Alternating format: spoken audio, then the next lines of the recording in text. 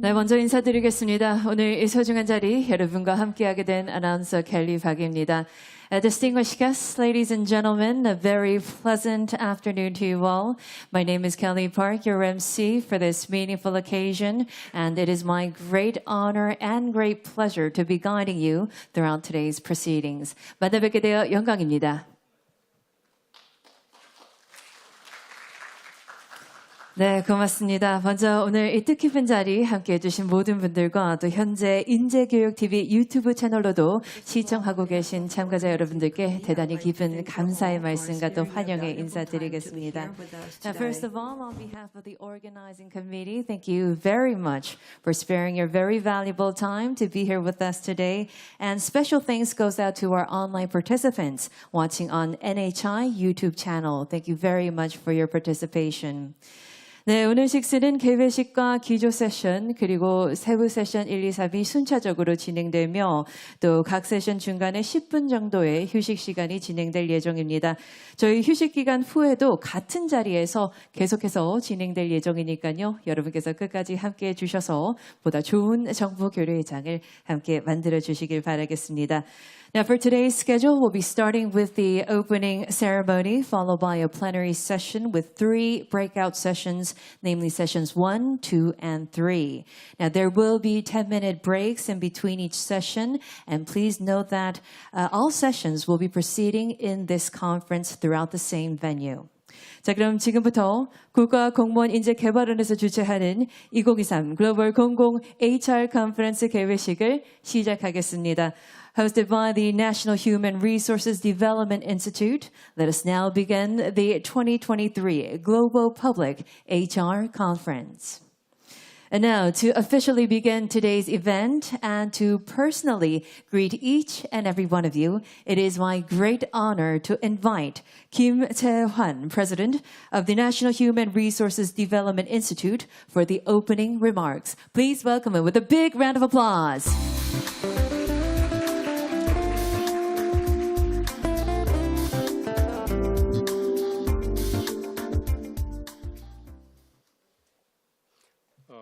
I have to change my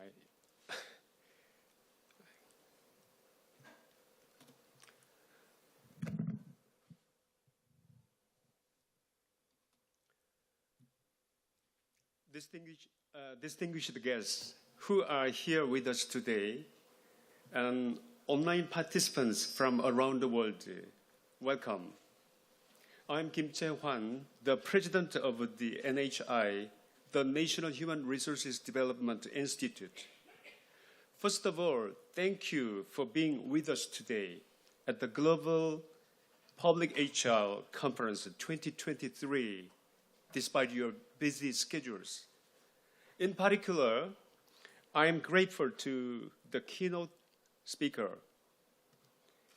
moderators, and presenters who are global thought leaders in the field of HR. I also welcome the public officials from foreign countries who are studying in Korea. I'm also delighted to have my Korean colleagues from various countries, various ministries, agencies, and public institutions here at the NHI. Right now in Korea, the weather is just perfect. Not too hot, not too cold. Everywhere you look, there are pretty red and yellow leaves. I bet when you visited the NHI today, you felt the beauty of this enchanting fall season. I'm so happy that we get to enjoy this beautiful time together. Ladies and gentlemen, we are living through a post-COVID world that is struck with multiple challenges, such as the acceleration of the fourth industrial revolution, energy crisis, the Russian invasion of Ukraine, and the fierce armed conflict between Israel and Hamas. To highlight, AI and digital technology lie at the heart of transformative changes like these. AI-driven technological advancements hold the potential to expedite business process automation and provide cutting-edge services through big data analysis. However, they also raise concerns regarding job displacement, the proliferation of fake news, ethical dilemmas, and other potential negative impacts. In April this year, President Yoon Suk-yeol of the Republic of Korea at Harvard Kennedy School emphasized that free citizens must stand in solidarity to create the conditions necessary to enjoy freedom for those who need it. President Yoon also underscored that now we must create new norms and order that correspond to the ever-deepening era of digital technology, and pointed out that the free citizens of the world must work in solidarity to stave off the abuses of digital technology that undermines freedom. As individuals living in the digital age, we are aware that AI-driven technological advancements hold the promise of greater freedom, yet also raise concerns about the potential dangers they pose to our society. However, if we solely rely on existing knowledge and technology, our capacity to adapt to these new environmental changes will be limited. Therefore, it is our responsibility to explore ways in which humanity can effectively harness the technologies and services that arise from digital AI innovation. It is in this context that the NHI is hosting this year's conference under the theme of New Paradigm for Public HRD in AI Innovation, so that all of us together here at the NHI can explore new roles and courses of public HR, taking into account AI-triggered changes that will take place in the public sector. In the book, The Journey of Humanity, Dr. Oded Galor, professor of economics at Brown University and the founder of the Unified Growth Theory, pointed out that gender equality, diversity, respect for differences, future orientation, measures to strengthen education, and innovative competency will be the ways to universal prosperity. I must say that I fully agree with this idea. As many of you may already know, South Korea immediately after it gained independence from Japanese rule, and even in spite of the atrocities of the Korean War, fully committed itself to developing the country's human resources through education. I believe that these developed human resources served as a foundation to enhance innovative capabilities, ultimately driving the nation's development and growth. Sorry, it's so long speech. It will soon come to an end in a few hours. Notably, the public sector must navigate future-oriented directions and strategies for the HR of tomorrow, explore and share innovative teaching ideas and methodologies using HI, and prepare for a new workplace atmosphere in a time of post-COVID AI-triggered revolution.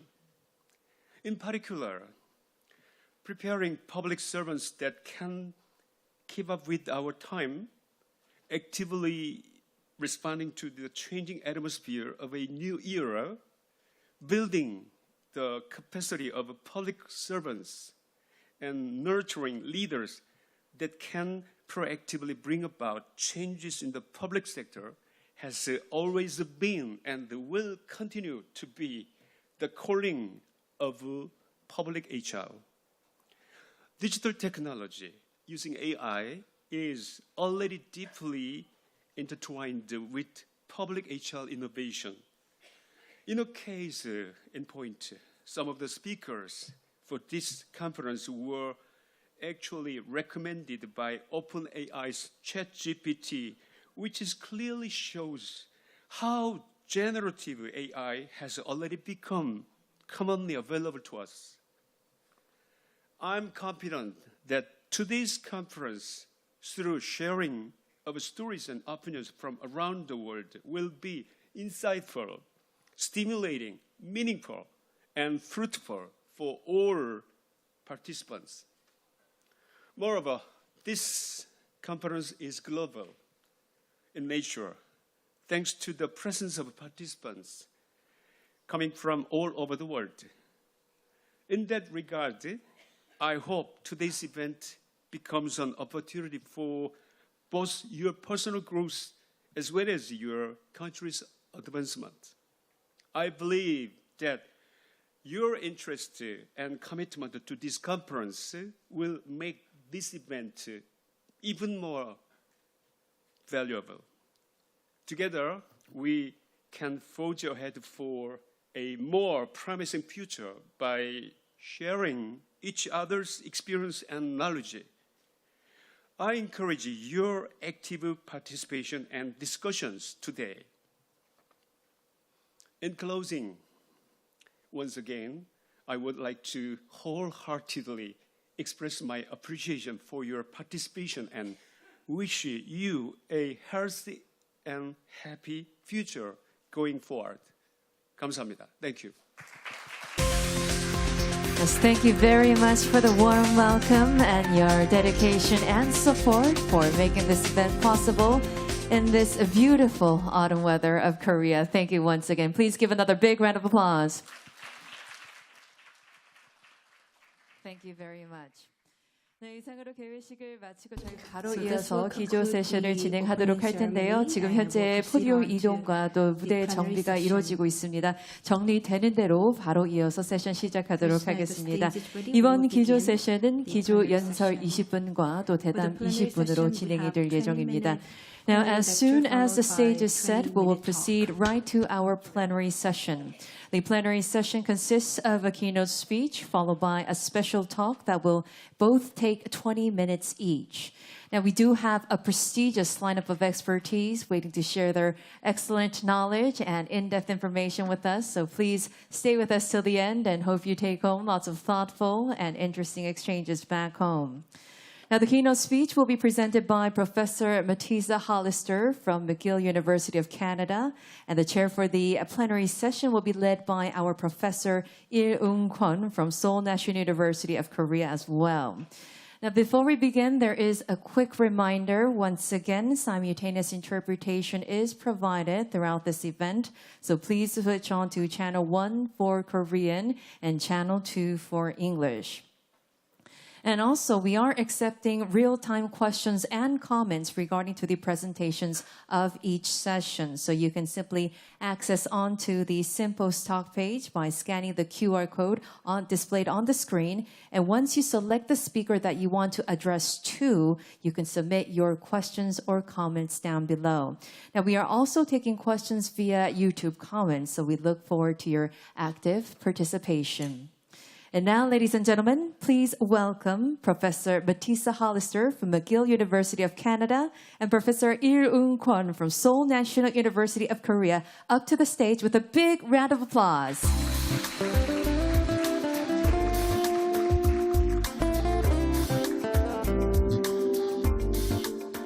And Professor Kwon, the floor is yours.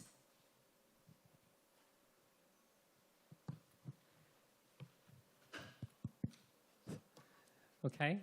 First, thanks for inviting me to this wonderful and wonderful conference. And as announced, we're going to have about 20-minute presentation from Professor Hollister, and then Professor Hollister and I are going to have a discussion/conversation for about 15 to 20 minutes. And then we're going to open the discussion to the floor, and we'll take 1 or 2 questions from the audience. So that's the plan. And let me first introduce Professor Hollister. She is right now working at the McGill University. But before that, she was working at the World Economic Forum, and also she was working at the Dartmouth College.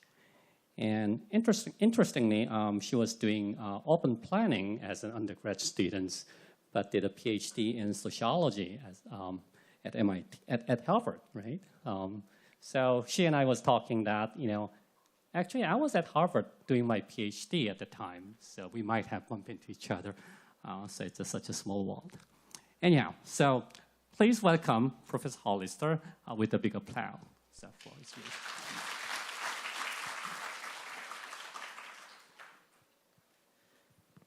Thank you very much for inviting me here. This is my first time in South Korea. It is a very beautiful time for those of you who are here virtually. I apologize that you're missing out on such beautiful weather and foliage. I could talk about this topic for at least 2 or 3 hours, and I'm only going to talk for 20 minutes. So I apologize if I go a little bit quickly or don't touch on every single point. My goal here is to sort of start with the base. I think there's a variety of backgrounds and knowledge about AI, so I'm going to provide an overview of how AI works, which these days we really have to talk about 2 different types of AI. Then we'll talk some about humans working with AI and the workplace in an AI future. So a little bit about me. I do research. I'm a sociologist who does research on workplaces, career trends, and the impact of AI. And as mentioned, in 2019-2020, I worked with the World Economic Forum where I designed and led a project on the responsible use of AI to do HR tasks. We created a guide for HR professionals. So I'm very passionate about this topic, and we're going to jump right in and talk about what is AI. Very, very briefly overview of how it works, because I think it's important for everyone to have this understanding. So I said there's 2 types. They really actually share a common core. These days, most artificial intelligence out there in the world is machine learning. Machine learning is an umbrella term, which means that it's looking for real-world data, and it's looking for patterns in that real-world data, taking those patterns and using it to predict things for the future. We'll get into that a little bit more in a moment. And we can think about, there's actually multiple types, but broadly 2 types of AI out there these days, what I'm going to call task-specific AI and generative AI. So task-specific AI we're going to start with, because truthfully, about, I would say, 80–90% of the actual real-world applications that you see people saying they're using AI to do something is this type of AI, not generative AI. And task-specific AI, as it suggests, is saying we're going to build a tool that is designed to do a single task. And what we're going to do is we're going to find some real-world data. Usually it's past examples of this task. That data will contain some form of inputs and some outcome. I'll give you a concrete example in a moment. And all of that complicated math, people think that they can't possibly understand AI. The complicated math is just trying to tie the inputs and the outcome together, identifying patterns in the data that link these 2 together. And that creates an algorithm, the machine learning algorithm. And then it's taken, we go to deploy it, and we want to do this task where all we have is the inputs. We don't know the outcome. And so we take the algorithm that we've trained on past examples to make a prediction about what that outcome will be. So let's get a little bit more concrete.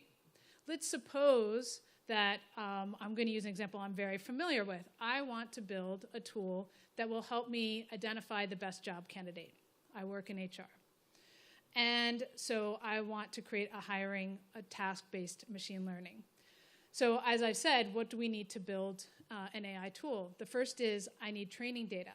I need quite a bit of training data, and it needs to be relevant to the task. So actually, I don't think I can create a generic hiring task-based AI system. I'd have to create an AI system that's designed to recommend job candidates for a specific type of role. Because the patterns for predicting somebody who's going to be good as a salesperson is going to be different from the patterns that would be good for predicting a good delivery person, right? So do I have enough examples? So it's probably going to be past hiring, but do I actually have enough data? That's one big challenge in building a task-specific machine learning tool. If I have that data, I need in that data some relevant and measurable inputs. So in this case, what that would be in that examples of past people we've hired, the inputs would be, what did we know about these people before we hired them? What did we collect in the job application process? And then the outcome is probably, not always, going to be performance. There's challenges with this. I don't think anyone is happy with the way their performance is evaluated in a job. We all know it's not perfect. The system will take whatever you give it as performance, and that's what it's going to be tasked with, right? And the machine learning is looking for the link between those two. So it's saying what combinations of applicant characteristics are associated with performing well or performing poorly in however performance is measured. So the pros, this slide is really kind of comparing to generative AI, which we haven't talked about yet. But task-specific machine learning is really designed to do the actual task. It's a little bit more reliable and concrete on that way. I should warn you that it doesn't necessarily mean it will be good at the task. Even that hiring example, I don't think any of us would believe that you can perfectly predict whether someone's going to be great at their job or not. There's too many unknown factors into the future, things that might even be outside of their control, their coworkers, an economic crisis, all of these things. So we'll never be perfect. But it is designed for that task. It's a little bit more clear, and it's definitely more understandable than generative AI. The challenges with building a task-specific tool, I'm going to harp on this again, right? We need relevant training data.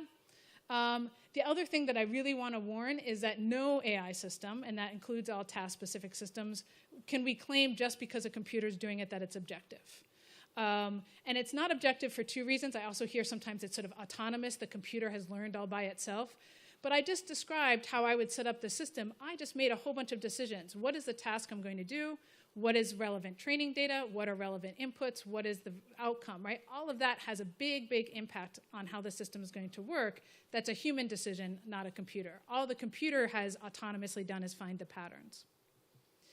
The training data also reflects human behavior. So to the extent that anything in the training data reflects problems in the world, the computer can't discern between good things in the world and problems in the world. How can we use task-specific AI? That's a little bit like asking how can we use an Excel spreadsheet, right? There's many, many different ways to which one single tool could be used, as long as you have training data and inputs and outputs. So one possibility that I give the thumbs up to and approve is using a task-specific AI to automate the most boring and repetitive tasks. Those repetitive tasks probably have a lot of training data, and they're low risk to do. The example that I gave, building that hiring algorithm, I actually would warn that that's not a great use, or at least you have to be very cautious with that. Because it's believing that somehow just finding hidden patterns will do better. There's a very controversial example of this in the US around prison parole. It does have the potential to do better. The idea that people are thinking is, well, humans have been hiring poorly forever. Maybe the computer will find a better way. That is possible, but the danger is that it could also be that the patterns that the computer finds are problems in the way that the world works. So we all know that performance measures are often subjective and that there's discrimination against certain people, and we tend to overvalue some people's contributions. So then it will decide that those people are the better performers, even though they're not actually. They just get better performance ratings. Similarly, maybe, and there's a famous example of this. Amazon got a lot of press for building exactly this tool and discriminated against women. And so maybe it's because women were being discriminated against in performance, or maybe women were actually not performing well in the company because it was not a great place for women to work. The system doesn't know that. All it says is, if you want people who perform well in the way Amazon works right now, hire men. So this is one of my slogans, that AI can encode the status quo, both because the training data can include bad behavior, but also because by definition, the algorithm assumes the context won't change, right? That training data is saying the patterns that we find will be relevant when we deploy it. The system will not recommend how you should change the context, how you could improve Amazon to make it better for women. So another possibility is, rather than relying on the system to improve AI, we're going to use human creativity to think of ways we would like to improve systems, improve society, improve services, and AI just happens to be a great data processing tool to realize that vision. So I don't want to spend too much time because I'm already behind, but here's some examples. Generative AI. There's image and video generated AI, which did create some of the images, some of them good, bad, in this presentation. I'm going to focus on large language models. It's actually trained the same way. The training data, though, is just at a massive scale, all information on the internet. And its goal is, this gets a little too technical. Essentially, it's just predicting the next word. If you want to know about how these systems are built, I highly recommend this New York Times article. But if we think about large language models, I encourage you, I think many of you have probably played around with ChatGPT. Your first use of it, you'll be shocked at how amazing it is. But after you use it for a while, you start to realize its weaknesses. And in particular, it doesn't actually understand. It's a bit like a very sophisticated parrot. And part of that parroting, it can create information that looks very, very real, but is actually fake. It doesn't understand math. It doesn't understand things. It's just predicting the next word. It also has a certain randomness to it, so it will give a different answer every time, for better or for worse. And because it tries to stay consistent with what it's done before, once it gets off track, it can actually go off into very weird things and say very, very strange things. People call them hallucinations. I think I'm going to skip this slide because I want to make sure I get to everything. This is about attempts to sort of improve the system that work a little bit. So, large language models, surprisingly useful, very, very knowledgeable, can do all kinds of amazing things, but very, very obscure, hard to understand why it's doing what it's doing, inconsistent in how it behaves. There's concerns about all that information that went into it in the first place and copyright, and some concerns about privacy as well. So in terms of how we can use large language models, just remember it's trained on language. So uses that give you ideas for writing, et cetera, are great. There is an example of using it, for instance, to suggest how to respond to angry customers, and that it did help, particularly for less skilled people. So within the public sector, how should we think about sort of the challenges and opportunities of using AI in the public sector? When I've talked to public sector people, the first thing that comes out is we have a much heavier responsibility than in the private sector to do this responsibly. And therefore a much higher barrier and much more caution. And that's actually very justified. The ethical challenges of AI are very real and should be taken very seriously. Also, in general, public sector often has less flexibility. We have bureaucracy and procurement processes that make it difficult to experiment in an easy way. In terms of opportunities, though, I think there's several. One is that with the right human creativity, we can identify great ways to improve government effectiveness, improve services using AI. We also have the opportunity to improve public sector job quality by perhaps automating some of the most dreary parts of the job. And it's exactly this cautiousness and the sense of greater responsibility that puts governments in a great position to model what responsible AI looks like. And I do have some examples. Unfortunately, I don't think I have time to go through them one by one, but here's a few examples of where governments really have gone to the forefront trying to model what responsible AI looks like, model how we can develop a procurement process that's both responsible and flexible, et cetera. In terms of humans using AI, I had two key points and takeaways that I gained from my project with the World Economic Forum. The first is the importance of involving multiple stakeholders throughout the entire process of AI, from the design of systems to the procurement of tools, if you're purchasing a tool, to the implementation of the tool and gathering feedback. It's really important, and when we talk about stakeholders, right, we're talking about people affected, a diverse group, considering all perspectives on the tools. This is really important for better systems. I have a great example we can chat about later, attempts to build a tool for automated scheduling of workers that only took into perspective the employer's desires of this tool and not the workers, and caused a huge backlash against the company because it ruined the lives of workers whose schedules were really unpleasant. And they could have consulted workers and put that into the algorithm. It was not impossible to be in the algorithm. It's just they didn't think to involve them in the design. So you want to think about involving them, not just to create a better system, though, but also buy-in. Over and over again, we also hear of companies that spend the money to build or procure an AI tool, and then nobody uses it because they're afraid of it. Or there's backlash against it. Especially in the HR realm, I hear on and on, we want to keep the human in human resources. People are very wary of using these tools unless you involve them in the conversation about why this is going to be useful and getting their feedback and designing the tool in a way that everyone agrees is good. In terms of whoever's actually using that tool, whether it's a public citizen, HR professional, an employee, public service sector worker, they need clear guidance about the tool. Unfortunately, vendors of AI tools tend to overblow the capabilities of the tools. They sell it as magic, that it's super powerful and it's going to solve all your problems. But that doesn't help the person who's using it. We say we want the human to make the final decision, but if we tell them, we want you to make the final decision, but here's this magical tool, what are they supposed to do? How are they supposed to involve their own opinion when they're told that this tool is all-knowing?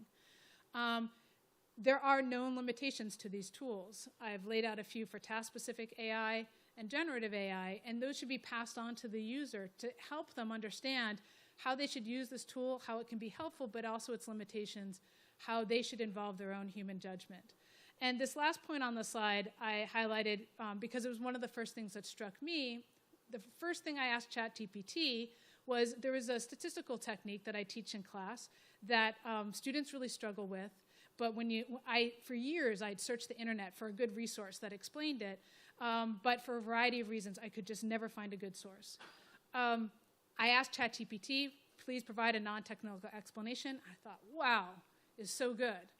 And then I realized my students can't do the same thing because the only reason why I know it's good is because I already knew the technique and I could evaluate the quality of their response. My students who try and ask ChatGPT to explain it, they can't be sure that the answer is true. So then how do they use the tool? So I think this is an interesting challenge, that sort of deploying this, and you want to think about the user who's using generative AI. Do they have the expertise to evaluate and avoid these situations where it makes up false information that limits its usefulness? Which is why 90% of AI in the world right now is task-specific, not using generative AI. And then AI in the workplace. This is a real failure. This is the text. This is the prompt I gave DALL-E to make this image. One key thing to remember is that AI does tasks, not jobs. There were some initial reports that sort of said, oh, all jobs are going to be automated. Even the most basic job, very, very simple jobs, have tasks that computers can't do.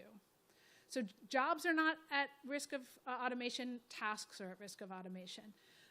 So one thing we can do is think about and anticipate which tasks are most susceptible. And we can use our information about how AI works to anticipate which tasks are most susceptible. However, there's also a downside to the task automation. Sure, good news, your job isn't going to be automated, but part of your job might be automated. What does that mean, right? Both for you as an individual and for an organization, that in itself kind of creates chaos, right? Now your job is part of what it used to be. What's left? How does that change the nature of the job? Has it changed the skills that you need, the job quality? Are you going to fill that emptiness with a different task? Where is that task going to come from? Are you going to steal a task from a coworker? Then what has that coworker done? They've lost their task, right? So people talk about how AI might result in the constant unbundling and rebundling of tasks into jobs. And that in itself will have far-reaching consequences. that mean that we're going to have to do this reorganization of work. So maybe going into the future, one key organizational capability is being able to be more flexible in willing to kind of continually rethink job structures and tasks. So then a couple of final points trying to bring it specifically to the public sector. Like before, in my interactions with the public sector, right, my observations are the public sector often has more rigid job structures. That makes that restructuring of work more challenging. It also may be harder to alter hiring in a spontaneous way. I think where there's opportunities are, once again, like with responsible AI, this is more from that earlier slide where I emphasized the importance of multi-stakeholder involvement. I think the government is almost by definition an organization whose purpose is multi-stakeholder involvement. And so this is, again, a place where the public sector can be at the forefront of modeling what this looks like and how to involve both employees and the general public in ensuring well-designed tools. And then in terms of the reorganization of work, especially in public sector, of course, I'm coming from North America, where in the private sector, people are very willing to fire workers, right? Their solution to restructuring work is just to fire everyone and hire new people. The public sector is the one exception to that, right? The public sector tends to offer more secure jobs. And so that is going to force them to be a model for how can we retrain workers? How can we think about restructuring that doesn't involve mass firings, and think about how to help people design careers and redeploy in their careers as AI disrupts work.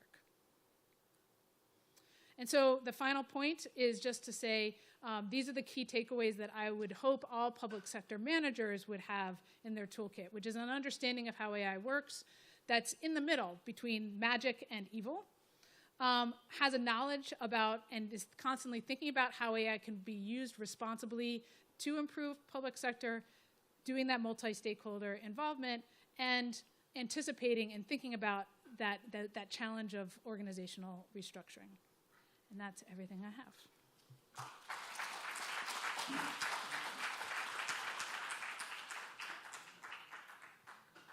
Thank you so much for a wonderful presentation.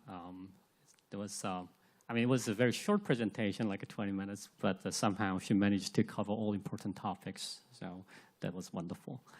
So I'd like to start with some of my personal questions, and then I'd like to talk a little bit about her presentations today. And it looks like there are some questions from the audience and from the internet, so we'll touch that a little bit if time allows. So as I mentioned, I noticed that you started with the study on urban planning, but then you move on to sociology and social policy, and now you're working on the impacts of artificial intelligence. And I think all of us in this room will have to make some kind of transitions like this. So I was wondering, how and why you made these transitions of interest. Yeah, I would say the transition from urban planning to sociology to working at a business school was a little bit more continuous in that it was my interest in urban planning from the beginning was in low-income neighborhoods and creating opportunities for anti-poverty programs. And I focused from the beginning on an interest in employment and job training.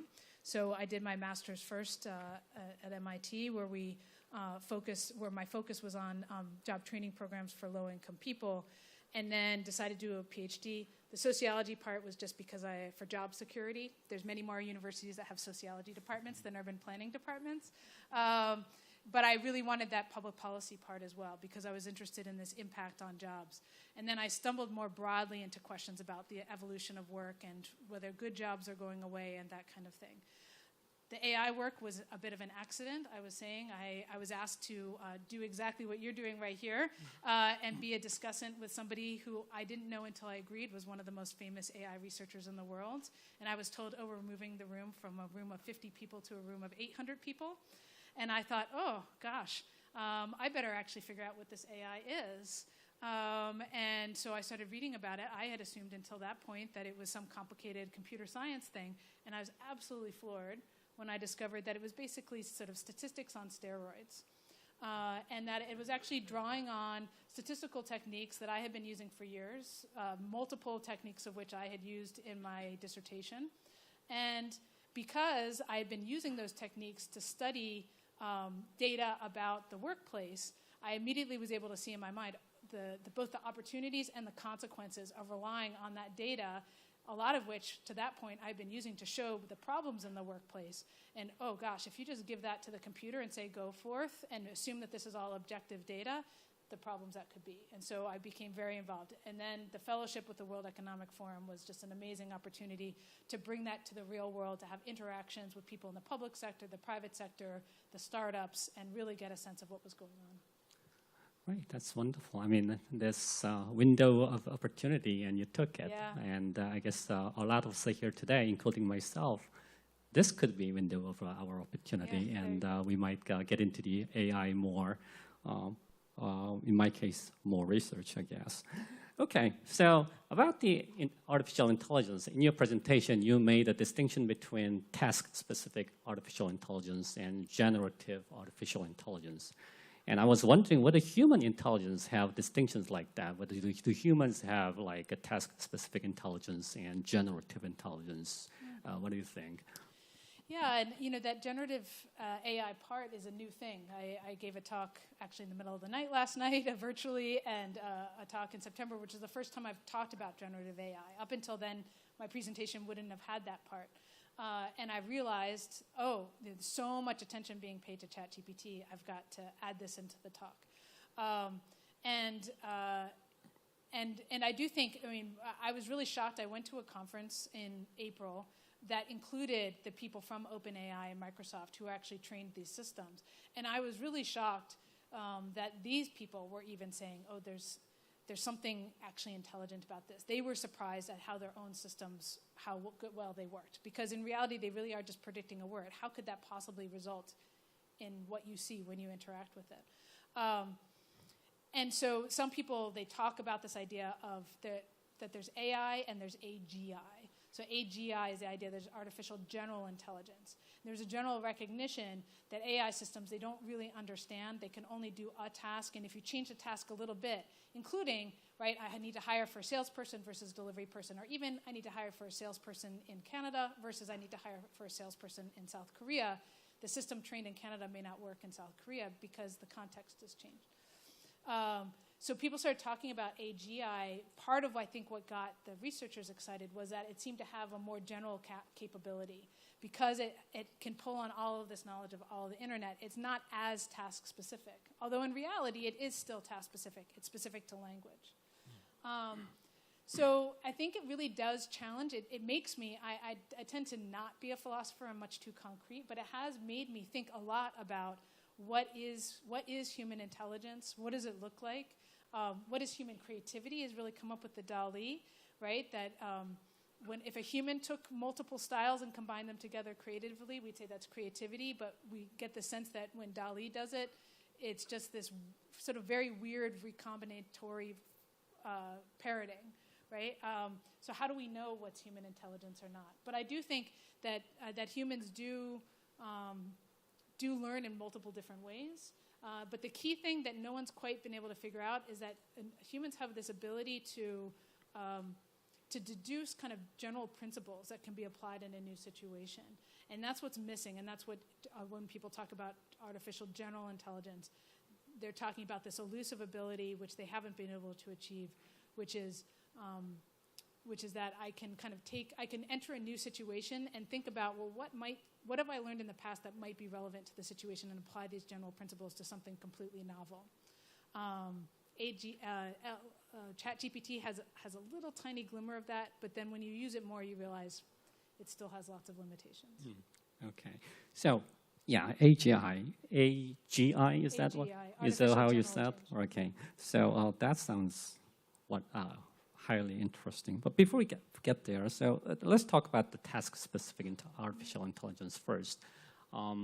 So we can see that it can be more efficient given all the data that it can use.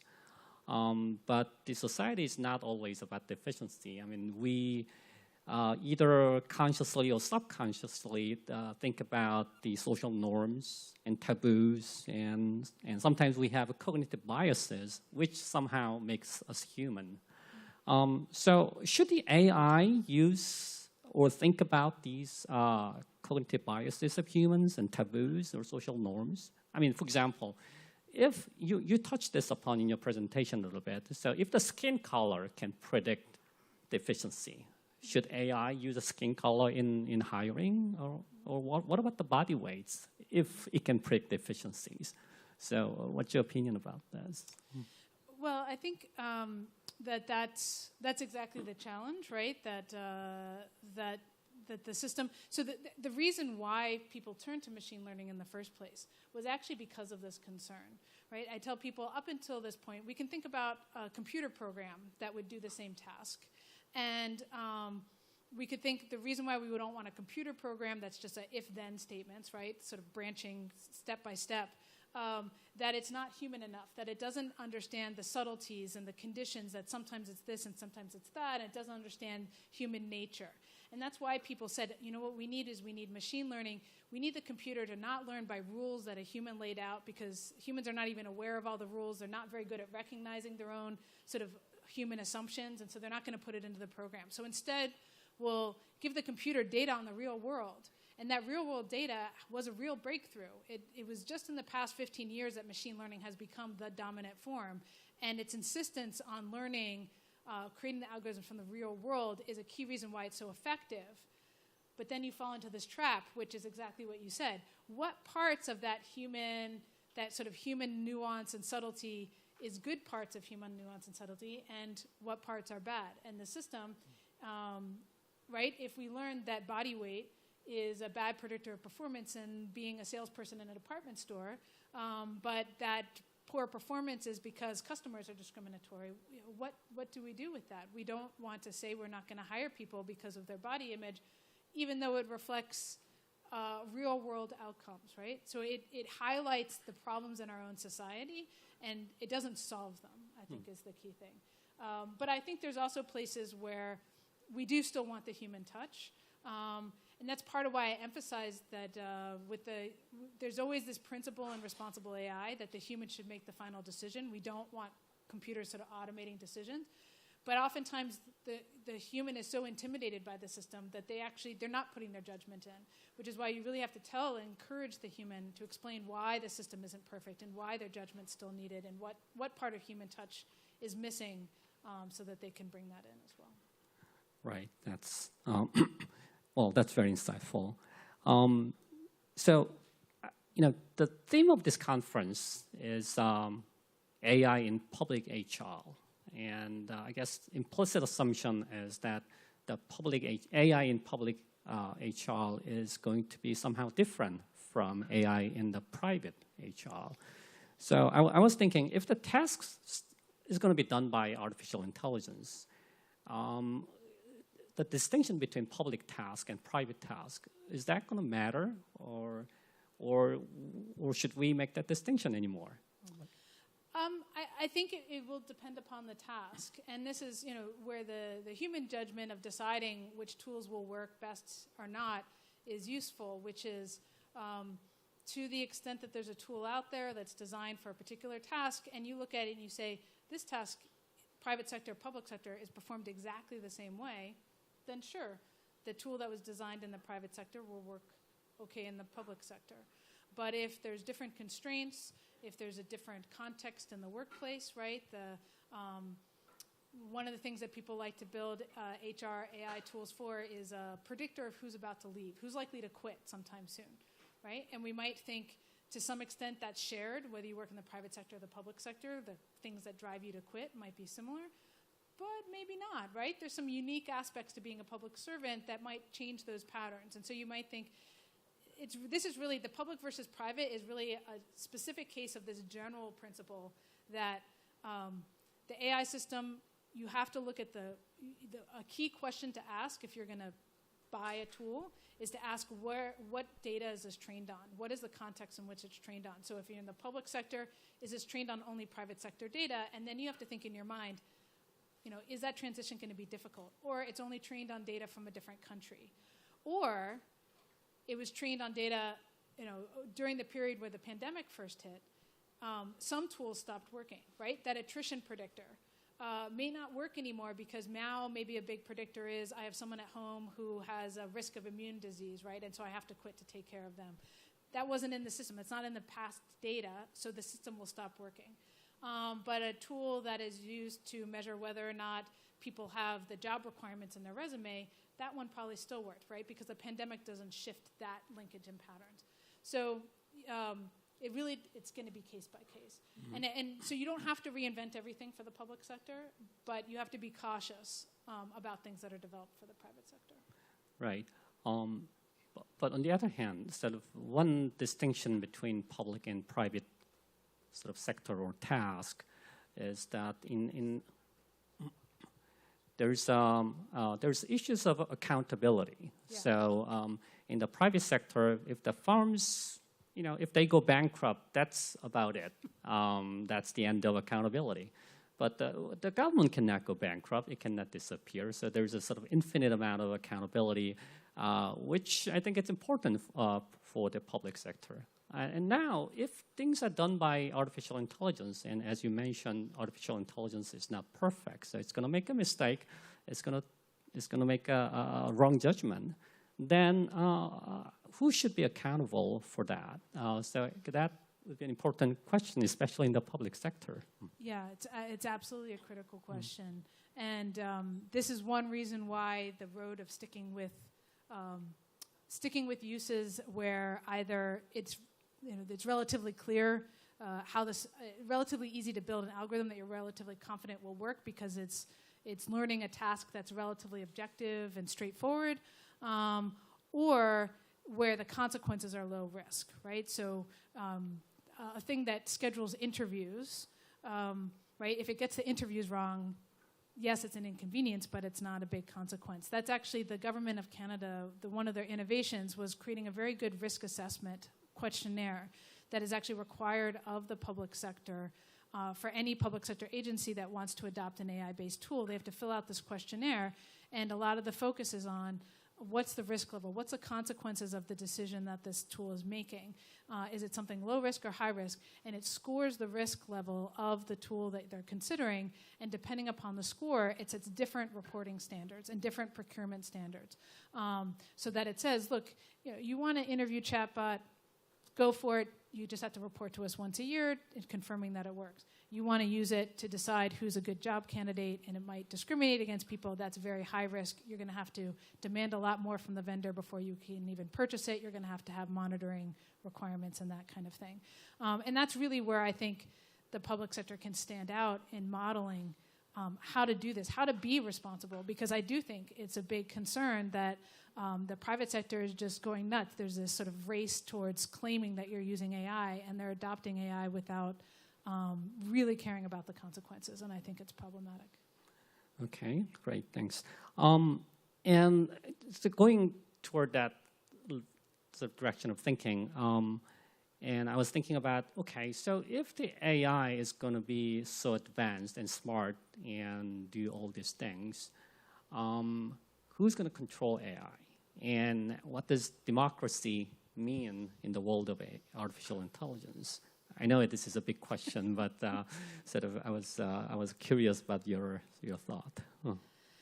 Yeah, I think that this is a big issue, and in fact, I do think that we're at a critical time now with the emergence of generative AI, and I'm not sure where we're going. Right? I think there's a huge amount of interest in it. I think people are becoming a little bit more realizing, like me, when you use ChatGPT a little bit more, you realize it's not as perfect as we think.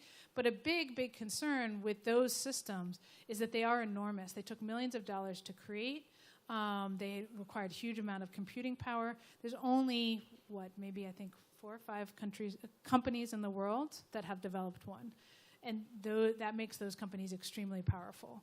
And they're the ones in control. And there's an ongoing discussion in terms of regulation of these systems, whether or not part of the regulation of these systems should require them to be open or not. And there's a trade-off, and whether this monopoly by a few companies is good or bad.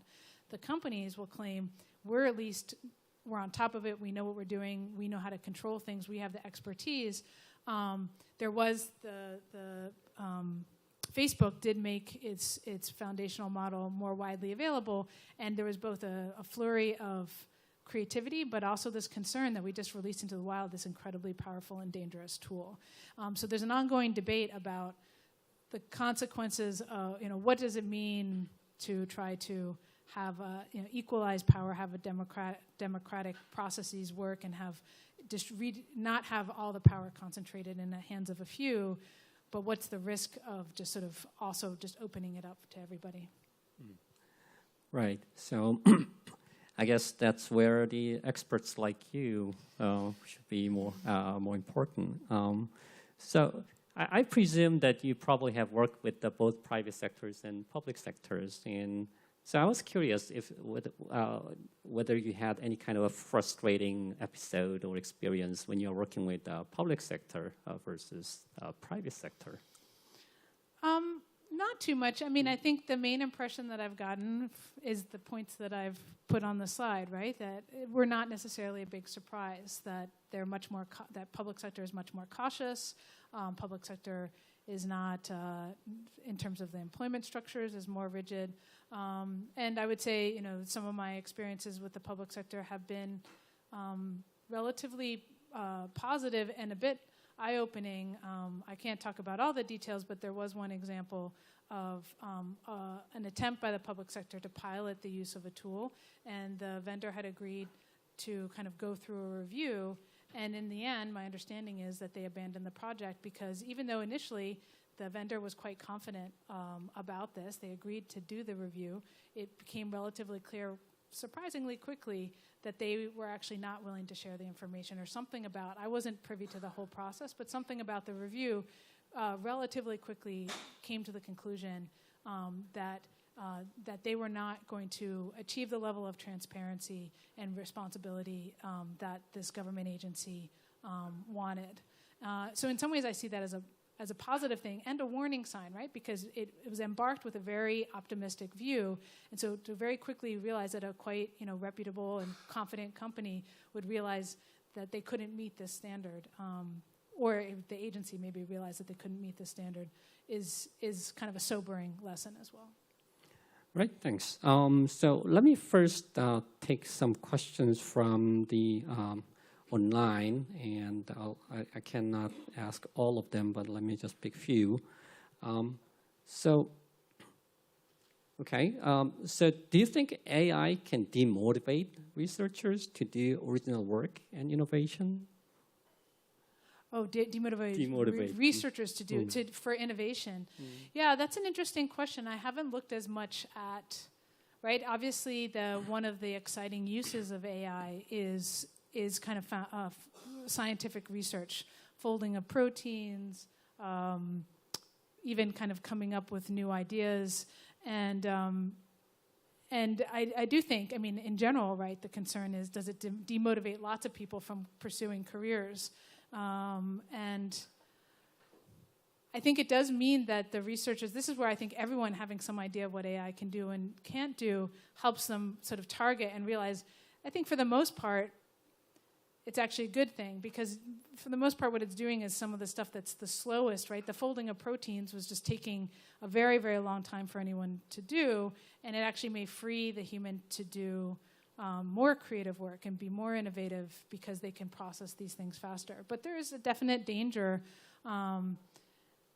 which is not, my example is going to go completely away from innovation, but on the airplane from Montreal to Toronto on my way here, I had a conversation with a person next to me whose daughter was in university and was thinking about becoming a translator. And we had a long conversation. Is that a good idea in this day and age to pursue, translators, to pursue a future in translation, or are computers going to replace that? And we went into quite detail, and I think there still are opportunities for that human touch.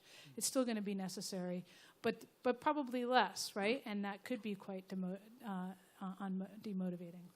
All right. And also, can you give an example for generative AI using government data for anti-poverty and for other social challenges? Well, I'm not sure I would think of generative AI on that front, right? We want to remember that generative AI is mostly about creating language. I can think about that. In terms of task-based AI, some of the systems that are out there that are kind of pretty medium to high risk are attempts to do these predictive algorithms. So I've seen people who are trying to predict and identify people who are at risk of homelessness, children who are at risk of abuse, and I care about jobs, I think a positive use. There's been a number of agencies that have been trying to develop algorithms that create better personalized job recommendations and career and training recommendations for people who are unemployed or people transitioning from the military to the private sector. So these are good uses, but those are all task specific. So generative AI, I'm not as sure. Yeah. So someone in this room. Yeah, probably I'm sure somebody has an idea. Come tell me. Yeah, we'll be able to do that if it has not been done yet. Yeah. So we are running out of time. So we'll just take one or two quick questions from the audience. Does anybody have questions or comments? Okay. Thank you for your great presentation. I have one question, for simple one. And do you believe that society and government is ready to respond upcoming ethical issues from the generative AI? Because especially our children, because recently I've been fully enjoying playing with Dan, which is twin evil of generative AI.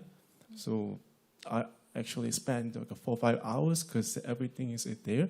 So I was thinking that if our children use that evil twins of AI, they might be. I believe that I'm not longer the friend, and they ask any question from the mind.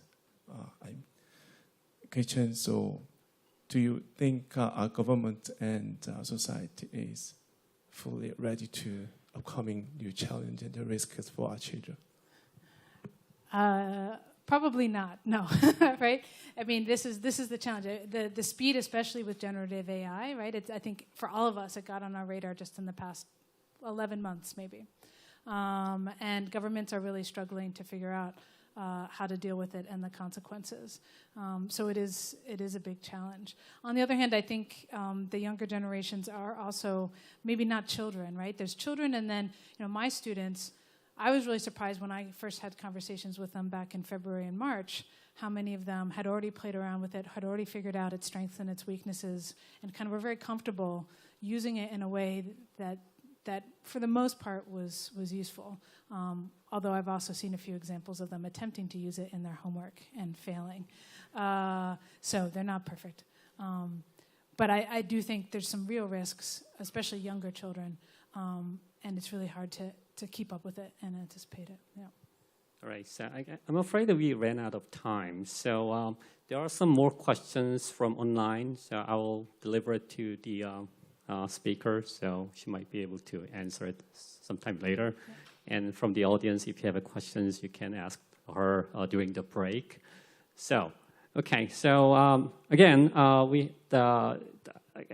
this was a great learning opportunity for me, and we all of us could take this opportunity to get into and think more about the issues of AI.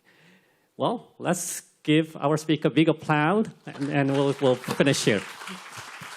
Yes, thank you very much for sharing your very valuable insights with us, shedding light on the challenges and opportunities of the latest trends of the HR integrated AI. Thank you once again. Another big round of applause, please.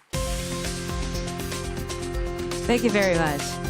네, 이상으로 기조 세션 모두 마치고 저희 잠시 휴식 시간 갖고 바로 이어서 첫 번째 세션 진행하도록 하겠습니다. Now this comes to the end of the plenary session. We will now take a short break and we will proceed right to session 1 at 2:40 p.m. Please keep that in mind. So please enjoy your break and we'll see you at session 1. Thank you.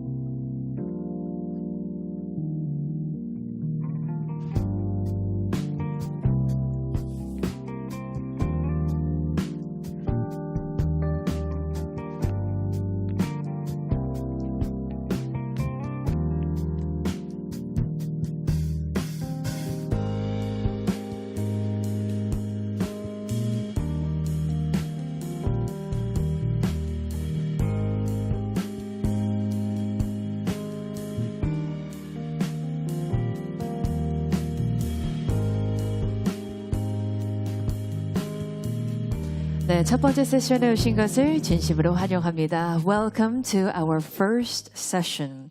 네, 이번 행사에서는 세션 진행 중에 강연에 관련된 질문 또는 코멘트가 있으신 분들께서는 저희가 실시간으로 온라인 페이지를 통해서 받고 있습니다. 화면에 보이시는 QR코드를 통해서 스캔을 하시면 저희 심포토크 페이지로 접속이 됩니다. 자, 질문을 남기실 발제자를 선택하신 후에 발제자의 코멘트 또는 질문을 남겨주시면 되겠습니다. 저희 유튜브 댓글로도 질문 받고 있으니까요. 많은 참여 계속해서 부탁드리겠습니다. Now, during this event, we are accepting real-time comments and questions regarding to the presentations of each session. Now, you can access onto the Simpos talk page by scanning the QR code displayed on the screen. Now, once you select the speaker you want to address to, you can submit your questions or comments down below. Now, we are also taking questions via YouTube comments, so we look forward to your active participation.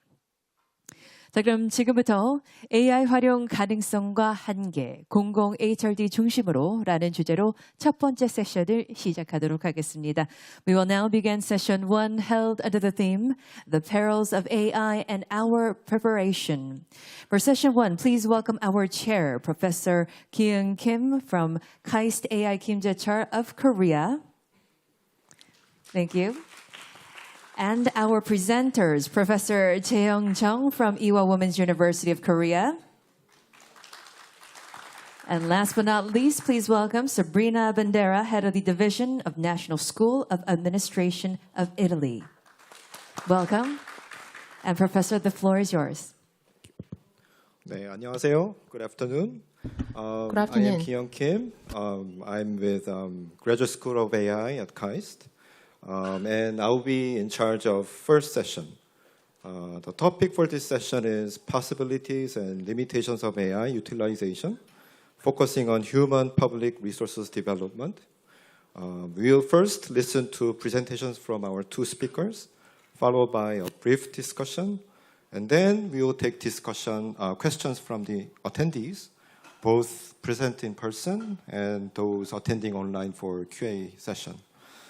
Let me introduce our speakers today. First, we have the presenter, Professor Jung Jae-young from the Future Education Research Institute at Ewha Women's University, and Professor Sabrina Bandera from the National School of Administration in Italy.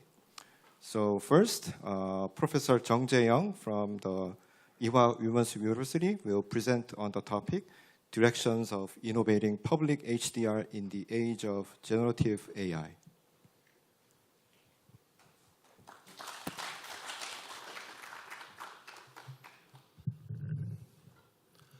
네, 안녕하세요. 저는 한글로 Good afternoon. I am going to make 발표를 하고 presentation 아마 in 트랜스레이터로 Korean. 들으시면 될 것 So I think you can rely on English translation service. 네, 오늘 발표할 내용은 공공 HRD So the topic of my presentation is how we are going to innovate public HDR in the age of generative artificial intelligence. 제가 여기서 사실 이제 사회 첫 발을 내딛은 중앙 공무원 교육원 제가 예전에 I actually 고시를 보고 공무원이 되었던 이 공간 학습하는 studied in this hall when I was a junior staff, so I'm very honored to come back here and deliver my presentation. Here you see the contents of my presentation. So I will first talk about the digital transformation and the advent of the generative AI. Then I will be talking about the current status of public HRD and also how public HRD and where should it go in this era of generative AI. So let's first take a look at digital transformation and generative AI. 우리가 4차 산업혁명이라는 변화가 We are now experiencing in an era of Industry 4.0, which brought the digital transformation and AI. And in year 2020, we all experienced the COVID-19, and COVID-19 has actually facilitated the pace of change. So here you can see that the changes are no longer linear, rather it created a J curve with the exponential speed. 지나고 나서 살펴보니까 지난 40년 Now, by hindsight, for the past 40 years, we have actually experienced a lot of digital transformation. Back in the 1980s, we first saw the advent of computer and PC with the development of the computerization technologies. And there was a very fast conversion from analog to digital. I believe that many people here in this room experienced this. And then 20 years later, with the advent of the internet and email, we have experienced the second round of digitalization. And digital technologies have been integrated into the very fabric of our lives. And then the digital transformation that we are experiencing today, it's really fast. Changes are taking place at a breakneck speed. And it's no longer the changes imposed from outside, rather it involves digital thinking. In other words, it involves changes within human beings and internally. The Professor Hollister said that she worked for the World Economic Forum, and here you see the explanation by the WEF for first, second, and third, and fourth industrial revolutions. And here you can see that after the fourth industrial revolution, we can no longer count how many industrial revolutions are taking place because things are changing so rapidly. And one of the features of this digital transformation is that it can affect every aspect of our life, and every aspect of our life becomes digitalized. And with the advance of the cloud, digital services, things are being integrated, and we now experience a lot of hybrid technologies. And I think that there are three features for digital transformation. Number one, the speed of digital transformation is just being accelerated. That's number one. And second is that the scope and the depth of digital transformation are expanded. So changes are taking place in a deeper and in a wider manner. And there are three things that we have to take a look from the perspectives of public HRD. That it can pose both threat and opportunity. So for companies or organizations or individuals who can take advantage of these transformations, then they can actually turn this crisis into opportunities. And here, the risk that can be present is the digital divide. So digital divide will continue to be exacerbated. Later, I'm going to talk about the public goods and public use. And here you see the relation between the education and technology. Sometimes this relationship, you can see that sometimes technology lead education or vice versa. So education sometimes lead technology. But today, here you see that technology is for sure leading education. And therefore, in order to reduce this gap, there must be some breakthroughs and innovation in HRD sector. Only then I believe this gap can be narrowed down. As I said earlier, generative AI is with us today. And one of the big differences between generative AI and existing previous AI is that it's not based on the decision-making with the trained algorithm. Rather, generative AI can generate new things. For example, text, image, audio, video, coding, all the things that human beings were involved can now be generated by generative AI system. In particular, when it comes to text, here you see, actually, the Professor Hollister talked about the large language model. So the ChatGPT, Bard, they are the generative AI based on text generation. And ChatGPT, it's a part of the LLM. So it's the combination of the chatbot plus LLM. And I believe it actually had two meanings. That large language model, previously it was used only by experts.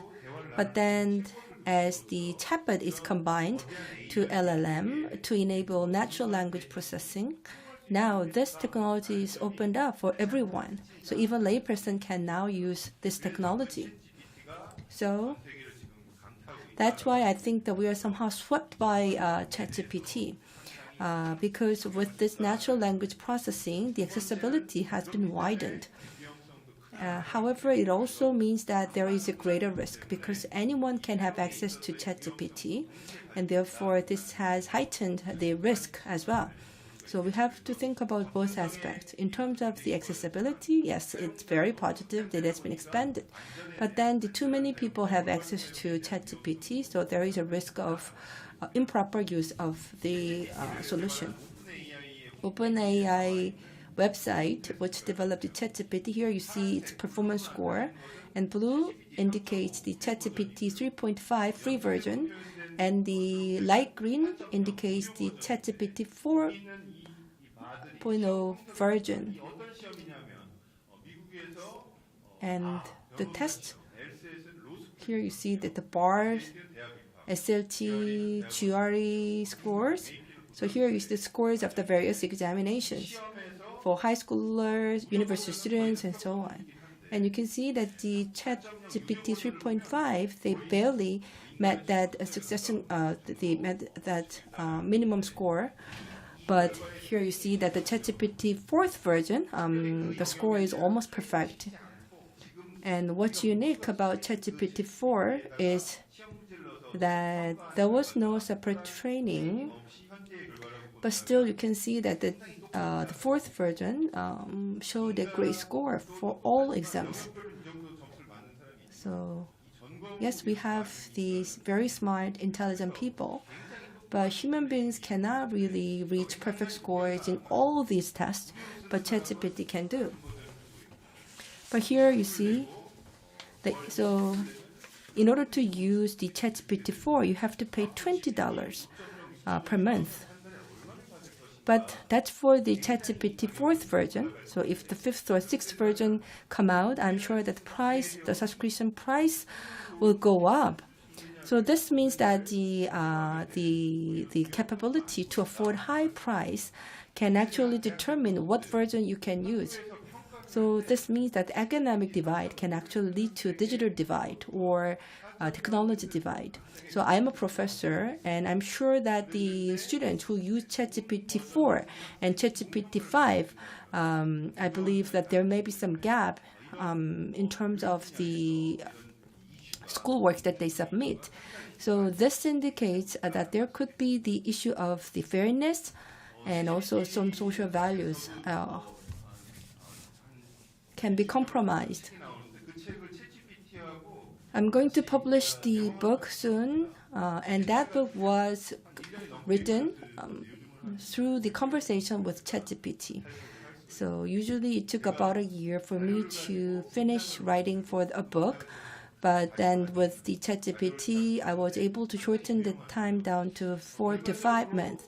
So ChatGPT has a lot of functions, but I think that final judgment for accuracy should be with people. So here you see the several examples. So the ChatGPT, sometimes they participate as a co-author for certain dissertations, or an even corresponding author. So corresponding author means leading author of the paper, and sometimes ChatGPT is cited as a corresponding author of some researches. So here you see, what about the art and paintings and so on? Midjourney is now receiving a lot of responses and attention. And here you see that this is the work that won the competition. And later it was found that this work was actually created by the generative AI, Midjourney. So that actually raised the social controversy, whether the generative AI can be allowed for this kind of creative work. And also recently, the photograph taken by the Midjourney won the competition against the human photographers. And the German photographer said that he declined to accept the award. He somehow, by accident, submit this photo taken by the Midjourney, and in fact, the judges didn't even realize that the photo was taken by the Midjourney. So here you can see that the generative AI can create a lot of social controversies, and the ChatGPT and generative AI, they train themselves with the data, but if the data have biases, then it will lead to biased answer. And if you put incorrect information, then it will lead to inaccurate answer. And if there is a personal information, then there will be the privacy violation, and therefore input data is very important. But as you know, the human data, the data that are created by humans, is full of bias and discrimination. So one of the ways to address this problem is that we let AI to create its own training data. But then this will eliminate people's intervention at all. So we have to think about how to overcome this challenge. Some people say that the AI could have a lot of hallucination, which is caused by human bias, and then some people said that we have to leave that as it is.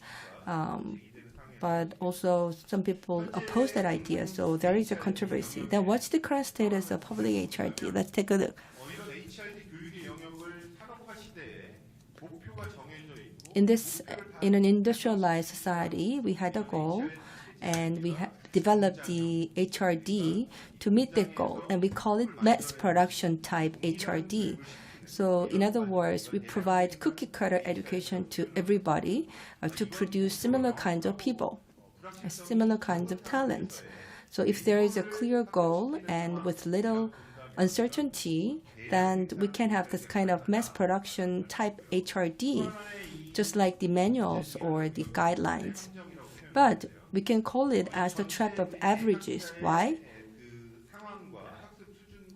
In other words, every learner has different pace and different performance, but somehow we educate the same thing to everyone. So that can create the trap of averages.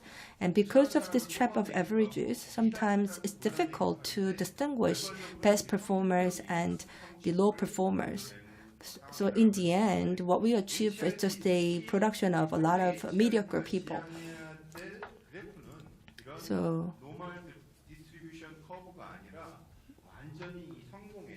not the normal distribution curve like this.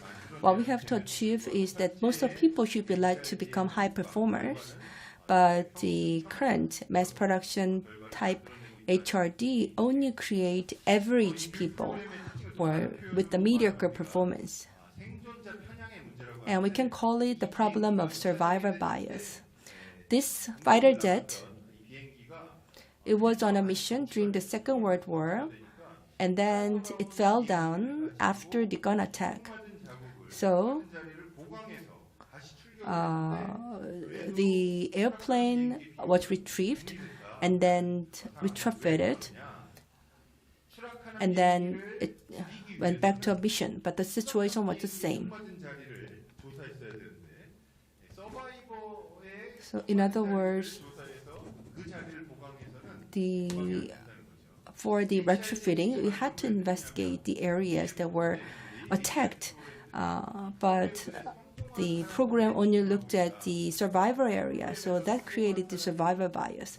So when it comes to HRD, we only look at those who succeed in the HRD program. But what's important is that we have to look at the failures. We have to look at who failed the training program. So how many people, what percentage of people failed? So you have to analyze that. Only then you can improve the current system. But oftentimes what we measure is the success rate. So that's why we have the survivor bias. Now, finally, I would like to talk about where public HRD should go in this era of generative AI. So some people ask that, will knowledge be no longer needed because AI can offer answer to every question that we have? But I believe that in an era of generative AI, the importance of knowledge only goes up. Knowledge has become more important, but not the shallow knowledge. Deep knowledge or in-depth knowledge is important. So rather than just memorizing the facts, what's important is to have an in-depth understanding, in-depth knowledge. So if you have ever used ChatGPT, I'm sure you understand this. That ChatGPT, it only has a window for conversation. We call it prompt. And what will be written in the prompt or the questions, you have to give the questions through the prompt. And in order to give command or ask questions to ChatGPT, you actually have to have some in-depth understanding about the backgrounds. That's why the knowledge will become more important rather than less important in the future. And also for public officers, we have to understand both the organizational needs and individual learning needs, but there is actually a big gap between these two. And therefore, how can we narrow down this gap between organizational needs and individual learning needs is very important. So the organizations have come up with their own goals, and there is a very, very rare case that it's aligned with the individual's needs. So I talked about the cookie cutter approach and also the survivor bias. And in order to address that, what's important is to offer personalized training, personalized HRD, which means that the public officers, at their own pace, they should be able to learn, because everyone has different time required for learning. But the current HRD approach, we provide the same time, we allocate the same time, and we provide the same trainings to everyone. And therefore, what's important is to offer personalized HRD. So the time required to learn varies by people based on their aptitudes or the level of comprehension and so on. So we have to diversify that. Now, how can we use AI? I believe that the more AI will be used for the top part of this pyramid. So right now, a lot of AIs are used for still at the bottom level, remembering, understanding, and so on. But for creativity, maybe we can try project-based training, or the communications with human interactions will still play important role. And the Ministry of Education in Korea, we call it high-touch hybrid education. We call it HTHT, high-touch, high-tech education.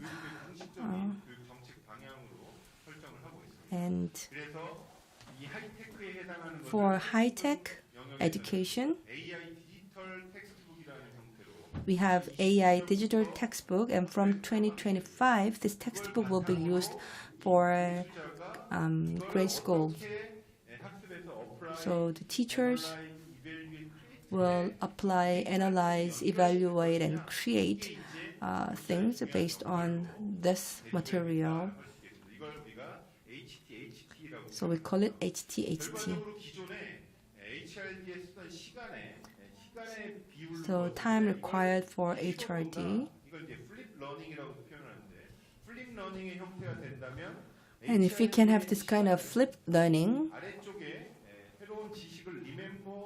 then for the time that we spend for HRD, maybe we can reduce the time for understanding and remembering steps.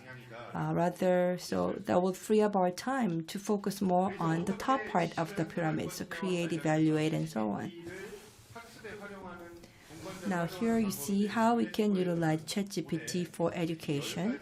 And this year, UNESCO came up with 10 roles for ChatGPT for educational use. So the possibility engine, Socratic opponent, collaboration coach, guide on the side, personal tutor, co-designer, exploratorium, study buddy, motivator, and dynamic assessor. And as for research, when we do the project in HRD, there is a priority. So we have to do the research design and then data collection, data analysis, and then writing up. And throughout all these phases, we can use ChatGPT.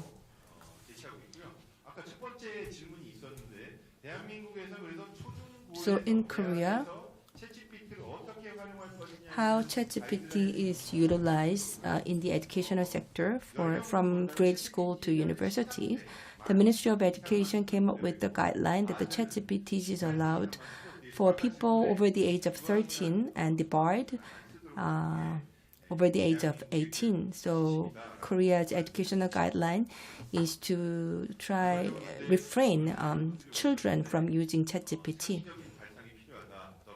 And also we have to have the creativity. The best way to predict the future is to invent it. So we have to take ownership and we have to create our own future and we have to invent a future.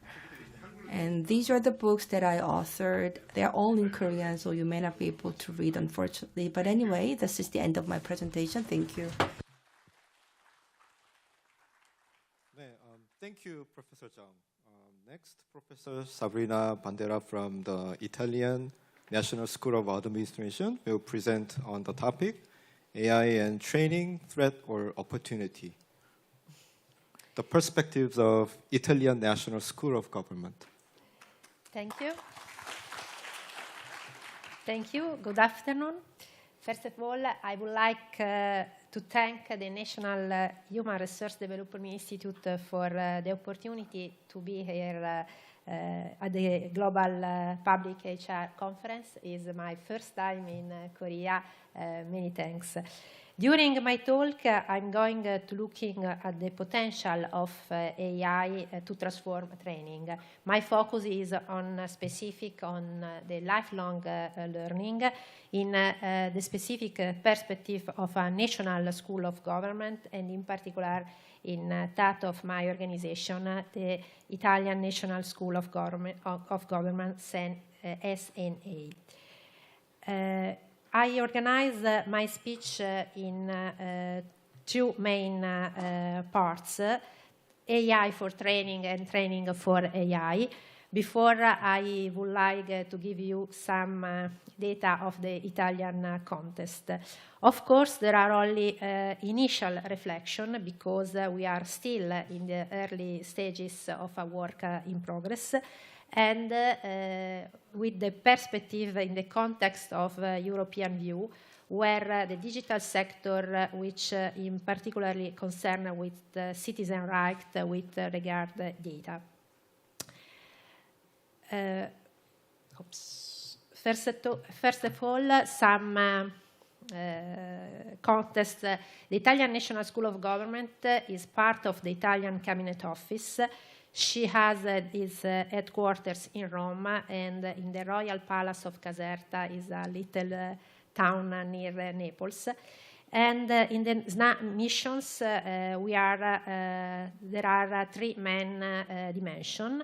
The recruitment and the initial training of senior officials with the Italian Fast Stream program.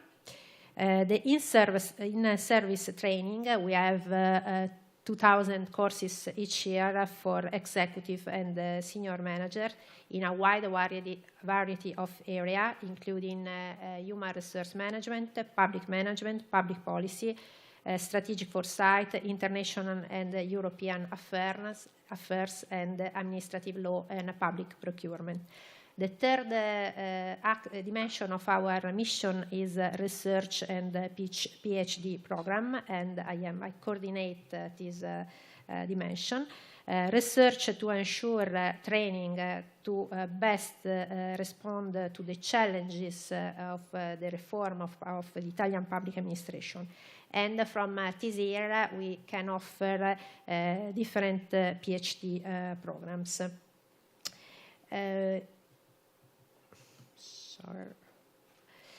Some data on the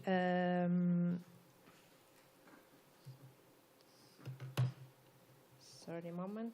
Okay, some data on the public sector employee in Italy. We have 3.2 million people. The 30.5% of the country whole workplace and this is one of the lowest ratios of the public administration in Europe. We have average age height. The most part of our people have minimum 52 years, and the most part of our employee have in the administrative sector, most graduates have a degree in either law and economics. A major weakness of the public administration in Italy now is the limited share of workers with scientific technological degree, particularly in digital technologies required to properly end the AI and huge the increased amount of government data.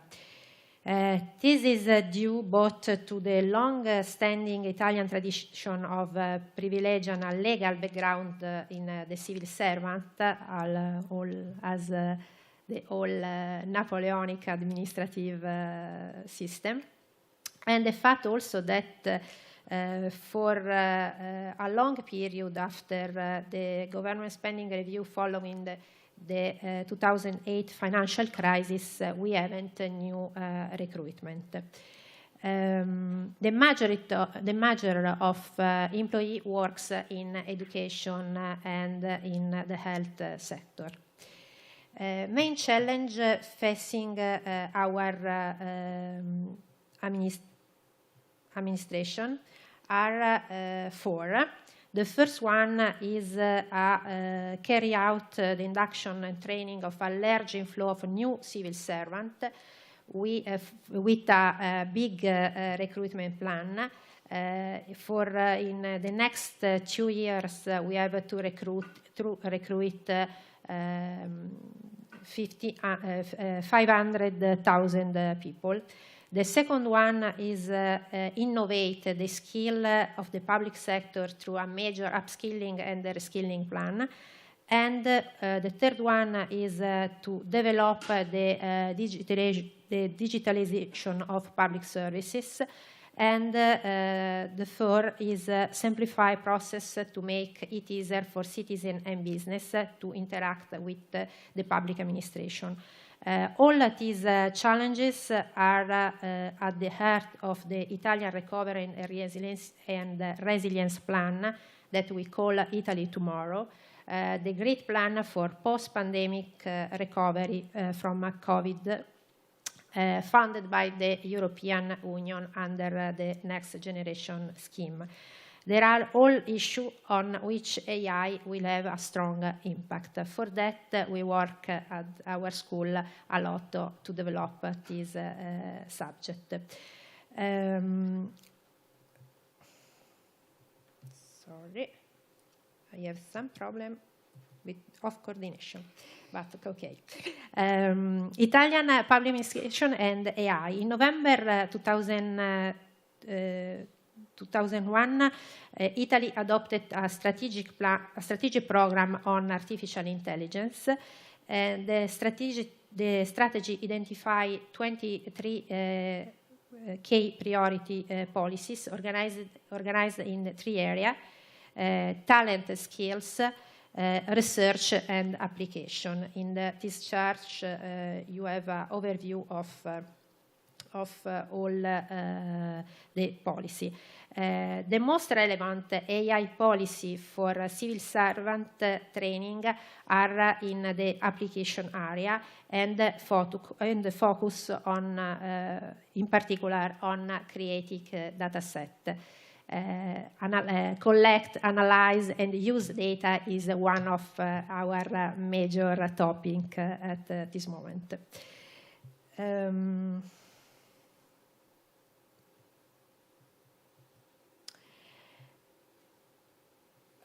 Overall, it is only the last year with the evolution and the spread of generative AI systems such as ChatGPT or Bard, that a lot of people to engage directly with these tools, that the debate on AI has gained much attention in our country.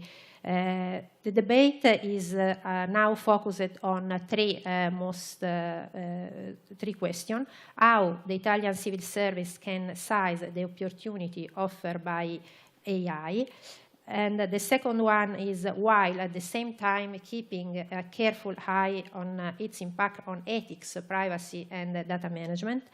And in the recent month, there is also been a great debate in university and research and training institute about the impact of AI on education and research. In the field of education, the use of generative AI has been greeted, as is often the case with innovative process, with a mixture of interest and fear. Several schools, universities, institutions, and companies around the world have blocked access to platforms such as ChatGPT. Others have tried to work on educational framework aimed at exploring and fostering the use of AI. Our school has also taken action by starting an applied research program on AI at the beginning of this year, guided by the European Ethical Guideline on the use of artificial intelligence and data in the teaching and learning for education. Now we are trying to imagine the world of training of the future working in two different dimensions. The first one is AI for training. The second one is training for AI. For the AI for training, the first issues is we have three main research questions. The first one is what are the impact of AI in terms of training objective methodologies and learning? How can we use AI in civil serve training? And how will it improve training tools and teaching learning capabilities? We think that the employee of AI impact along all the training cycle, on the training need analysis, on planning of the training, on the support course participant, assessment and evaluation, control monitoring, and analytics. Currently, in Italian, but probably in general, European National School of Government are modestly relying on AI for delivery of courses, for lack of competencies, and also for difficulties in understanding its implication in the method of teaching and learning. AI will impact, we think, on for AI for training. We think that AI will impact on three dimensions in particular: on training tools, with the development of new tools, technologies to support syllabus design and the delivery of the courses; on methodology, with new teaching approach and new subject, but also on the teacher and on the trainee, with new professional profile, both in academia and in training. Integrated AI into the training mix will improve access and educational opportunity, develop personal learning, foster interdisciplinarity, and save trainer time in preparing lesson, as also the presenter before are explained. And in this chart, you can see some possible uses of AI in training. Some of them we look also before in the UNESCO 10 possibility. as a virtual tutor, automated assessment system, personalization of training, automated feedback and differentiated responses, intelligent tutors, and co-creation.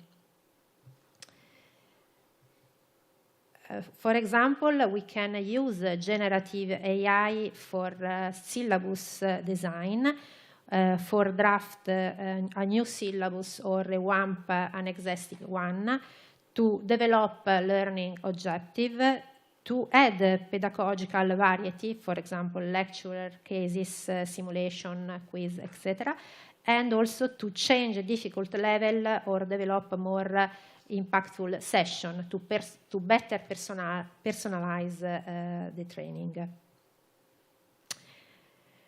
To achieve all this goal, National School of Government and the education sector in general need to support trainee and staff to become AI literate, to support courses participants to use generative AI tools effectively and appropriately in their learning experience, and to adapt learning and assessment methodology to incorporate the ethical use of AI and support equal access. We try, in this chart, you can say is a first draft of a competency framework for training with AI in National School of Government that cover different aspects on mindset on AI, ethics, skills, and professional support. Now we pass to the second mention of AI and training is training for AI. The second mention involve the teaching civil servant how to use AI as a tool for government work. This one is the goal, and we will potentially be, you have to support the civil servants to automate simple, repetitive cognitive tasks, to increase predictive capabilities and improving data-driven decision-making, and to support user-centered services customization. For that, civil servants need better equipped for integrated AI in their daily work and improving services, supporting digital transformation plan and the proper progress in every day of life.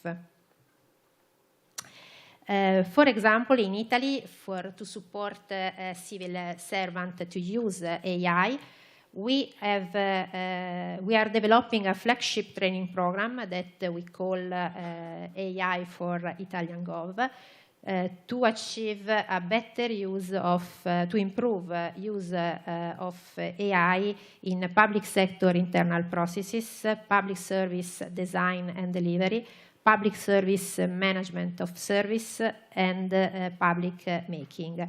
The first target of this scheme, this training course, are manager and middle manager in Italian central public administration.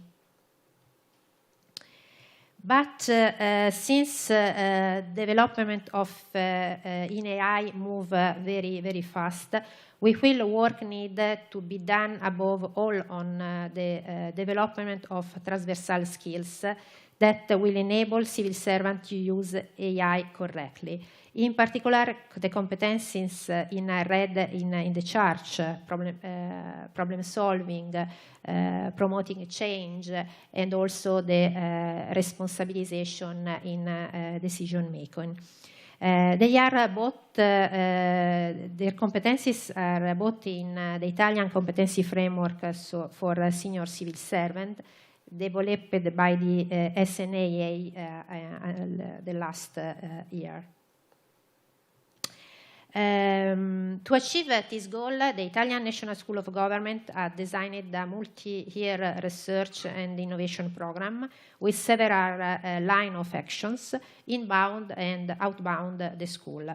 Inbound the school, we would like, in the first all, with training a program for our trainees and for the staff, AI for training. The second one is a pilot project of using AI for competency assessment and training. The third one is developing the use of AI in training cycle process to better design the syllabus, to develop virtual assistant and virtual tutors, and to improve the quality of assessment of the courses. And the last one is developing an integrated system for collecting and analyzing training data, data of the courses, participant, trainee, etc., to develop a customized AI tool for the SNA. We would like to work with a big player of the technology to develop a specific tool for our school to connect all different data. Outbound the school. Outbound the school, now we are working in three different directions. The first one is a European research project involving the School of Government of Spain and Portugal. The goal of the project is to develop together some courses both for the staff and the civil servant. The second one is the training program for the Italian civil servants, and the third one is developing the development of an Italian network on AI and training, together with the university and other public sector training schools, for example, the High Level Defense Studies Center.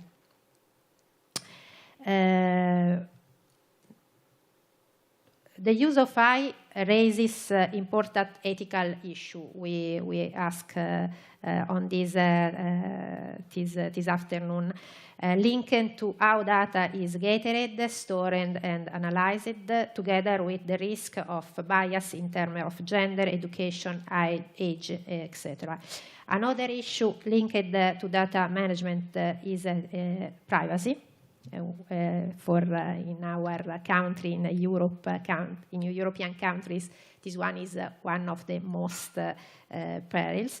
And the third one is also to pay a special attention to the risk associated with the AI divide, to ensure a large sector of the population, such as the elderly, the less educated, and recent immigrants do not get left behind, as happened with the digital transformation. With the digital transformation in Italy, we have a big problem with the digital divide. For all this question, the training of public servant, we think, is a very, very key driver.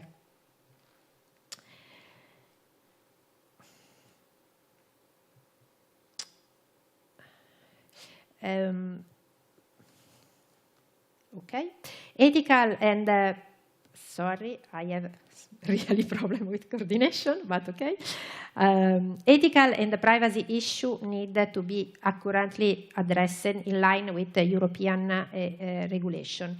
The main issue are you see in this chart. European Parliament is going to adopt the AI Act probably the next year. And Italy, like other European countries, is considering the creation of an agency for the supervision of artificial intelligence system, as envisaged in the future European AI Act. Spain, for example, created is one agency last month. And also in Italy, as in other European countries, we are working to define a specific regulatory framework under the aegis of the future EU AI Act.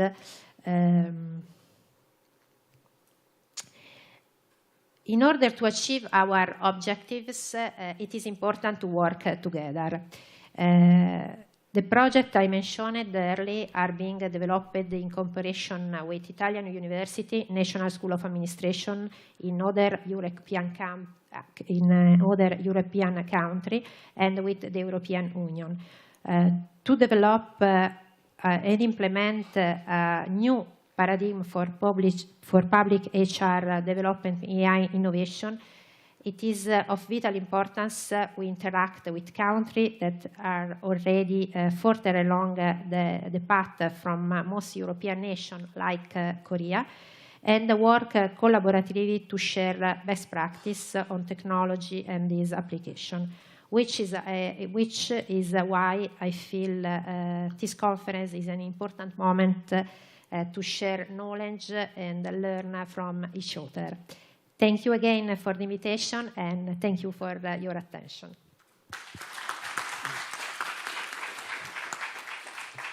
Thank you, Professor Bandera. So now we move on to the discussion session. And for the sake of discussion, let me ask you a few questions about the presentation. And then we will have Q&A session with the audience. So frankly speaking, I'm from engineering background, so I'm not an expert talking about how AI could make society impact or anything like that. So yesterday, I took the advantage of ChatGPT to come up with a list of the questions for leading the discussion today. And one of the, and the list of the questions, they all made sense, perfect sense actually. Okay, thank you. So one of the questions is, in the public sector human resource development, philosophy, ethics, and public value of being a civil servant are particularly important. And in such a public sector where ethics and fairness are emphasized, how will AI be utilized in education, and what should we be cautious about? Because we know that all the AI models have bias, especially ChatGPT. Professor Jung, would you like to start? Okay. Please button the number 2, please.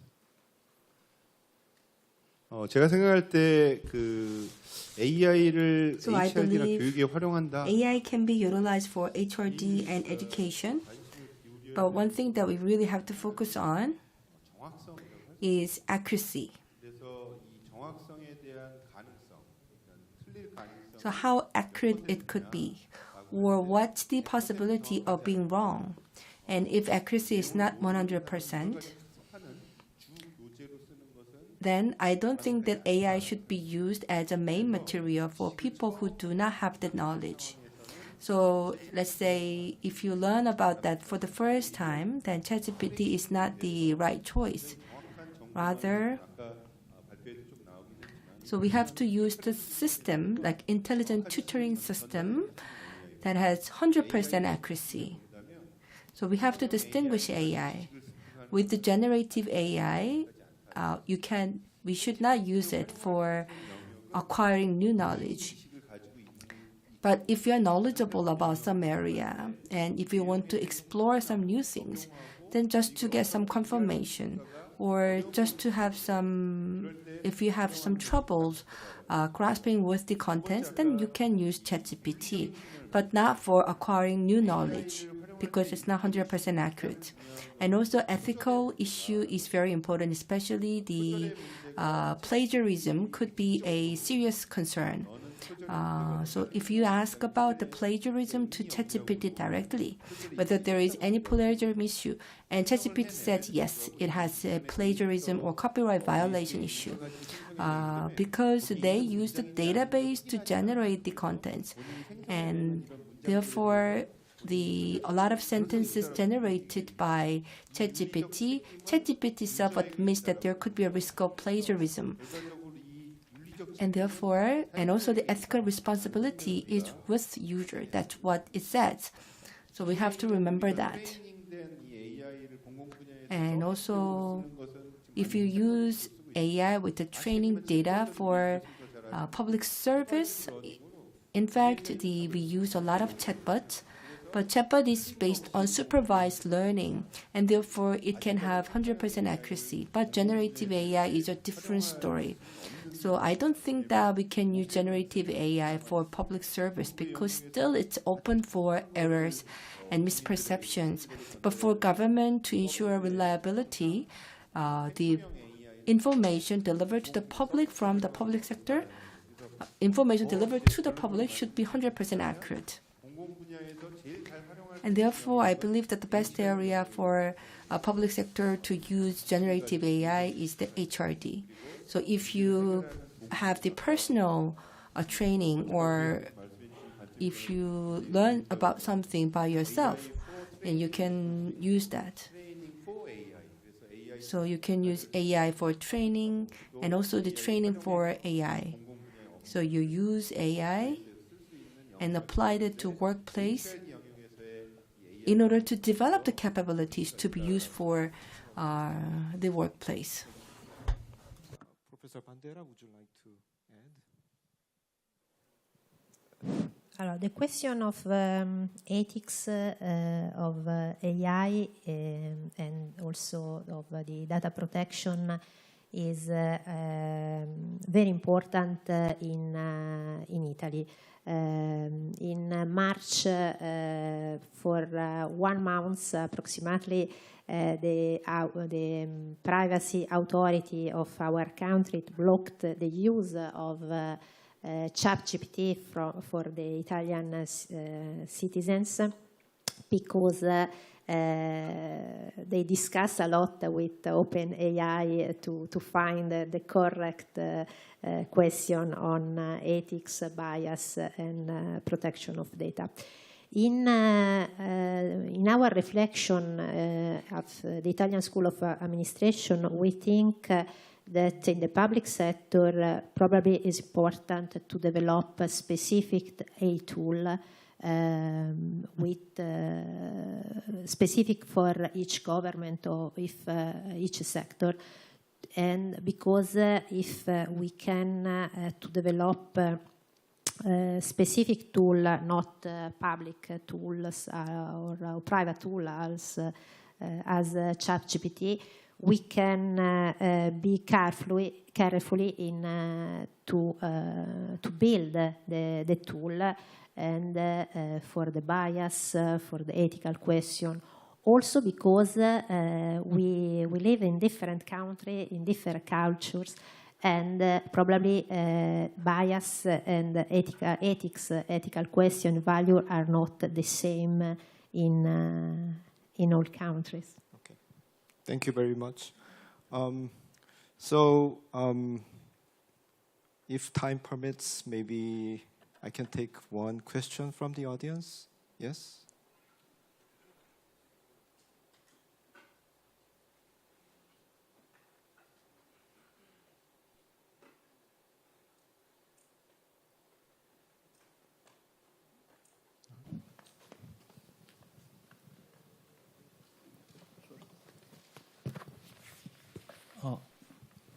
In the government service, the civil servants' roles keeps on changing as a rotation policy, and also the same role keeps on changing with the time. So can AI be used for training and performance evaluation of the civil servants while on the job? That means same officer can perform better in a particular task, but he may struggle in the other task. So task-specific training and his evaluation, can we think of using AI for that? Thank you. I can speak for Italy, not for all European countries. The performance evaluation is one of the key factors in our public administration because in our tradition, only in the next year we work a lot on performance management and performance evaluation of public employees. I think that in the future, when we have we have used, yes, I think we have used AI for work, but also for the evaluation of people. Now, in the Italian debate, the use of AI for the HR process is quite difficult. Again, for question linked to the privacy, to the ethical question. AI is used by the Human Resource Agency for the lecture of curricula. But in the public sector, until now, we don't use AI, for example, for recruitment of people. Also because we have a very not strict but specific law, for example, for recruitment people. I think, for example, for our school, we manage the competition for the senior civil servant, and we have each year for approximately 200 job position. We have 20,000 people that apply. And for that will be very interesting to use AI, but we have to convince our lawyer, as I think is quite difficult at the moment, but I hope for the future. Please use your translator. Number 2. Yeah. 질문이 굉장히 중요한 질문이라고 저는 I think 생각하는데 the question is really 공무원은 아까 great. 말씀하신 대로 태스크가 The public officers, because of the rotation system, they need diverse capabilities to conduct diverse tasks. So for HRD, basically we provide 3 capabilities: knowledge, skill, attitude for training. And for knowledge and skill and attitude, they can be, so what are required could be general or job specific or task specific. So I think that there are 3 different levels of the knowledge, attitude, and skills. So in the sense, we can have a sort of 3x3 structure. And with the changes in task, knowledge, skill, and attitude should also be changed accordingly. So let's say that the agency that provides the training for central government public officers, and can they actually cover all these 3x3 structure? And the answer is no. And therefore, what's important is that we actually have to distinguish the general and job-specific courses, and we have to provide the various tools for the diverse training. So for task-specific things, we can provide the on-the-job training in order to have more hands-on training programs on site. And therefore, different AI, different program will be required. And also, we have to have the knowledge and skills that fit the context. And therefore, in the sense, I think different trainings have to be implemented for these different levels of knowledge, skill, and attitude. So thank you very much. We will conclude the first session. I would like to thank our speakers for our presentations. Thank you. Our chair and presenters, thank you for sharing your thought-provoking insights, introducing the limits and potentials of the AI in public. Thank you once again. Another big round of applause, please. 네, 이것으로 첫 번째 세션을 모두 마무리하도록 하겠습니다. 저희 잠시 쉬는 시간 갖고 바로 이어서 두 번째 세션을 before proceeding on to session 2. So session 2 will begin at This brings us 3:50. to the end of session 1, and we'll proceed to the next session, which is session 2 at 3:50.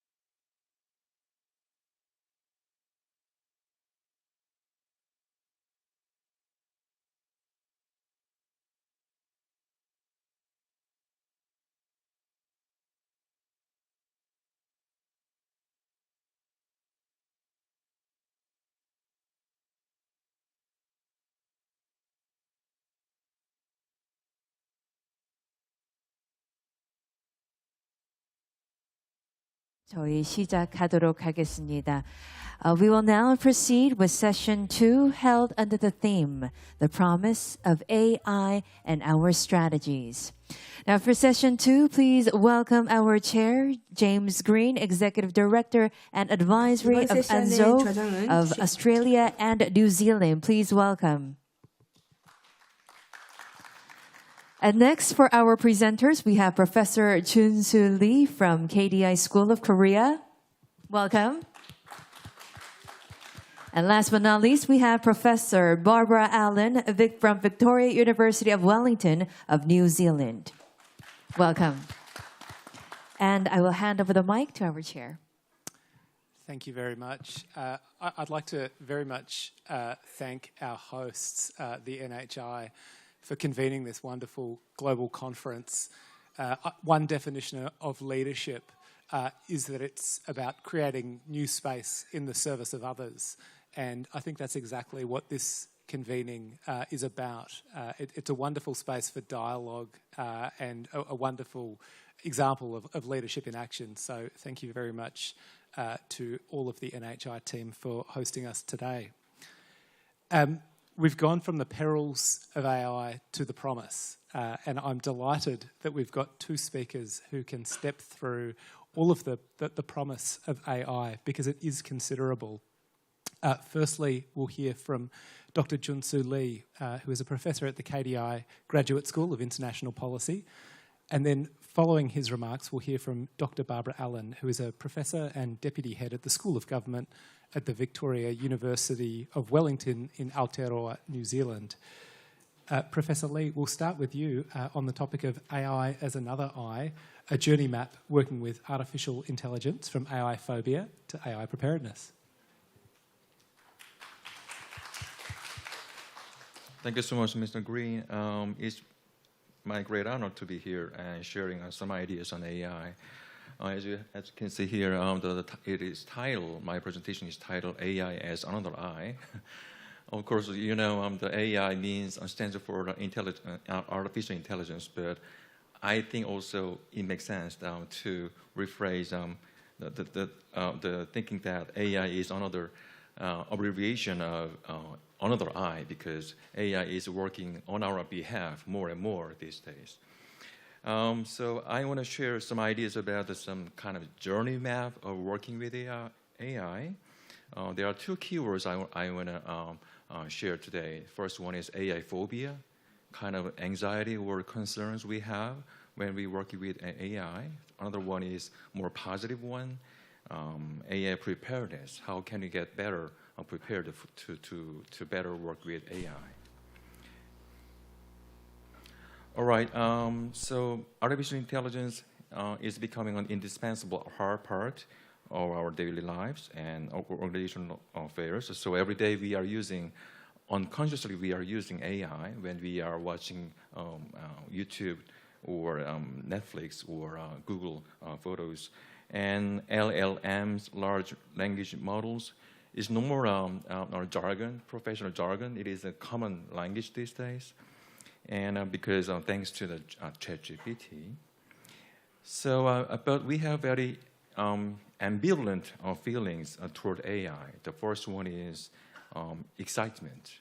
We are already experiencing more convenient and intelligent working thanks to AI. At the same time, we have another type of feeling, reservation, because we have very deficient understanding and skills to effectively harness the AI. So there are two key things I want to share today. The first one is how to understand AI phobia in red color, and another one is AI preparedness in blue color. First of all, this single slide summarizes all the not exhaustive but some comprehensive list of AI phobia. There are 4 types of AI phobia. First one is AI literacy. As we all know, the feeling can be phrased like, I don't know about how AI works and how to use it. In detail, already previously mentioned AI divide exists between AI literate and AI illiterate. Another category of AI literacy problem is AI fabrication. AI fabrication means that possibly AI literate can design AI algorithm to favor certain interests. So we can call that AI fabrication. The second item of AI phobia is AI substitutability. That means I'm afraid that AI will make me obsolete and eventually replace me. So there are two sub-categories of this AI phobia. First one is human employment loss. I feel some concerns that I will be replaced by AI. The second category is more serious. Personally speaking, I think this is the most important, most serious problem. The problem is human capacity loss. Because we are more heavily depending on AI more and more, so possibly we can lose in the near future our capabilities. So I will tell you some more about that later. The third one is AI accountability problem. So when something goes wrong or right, who or what is responsible for that, me or AI? So there are two categories, subcategories. First one is a false attribution of AI. Possibly we can attribute human credit or human fallacy to AI, or conversely, we can attribute AI credit or AI fallacy to humans. We can call that false attribution of humans.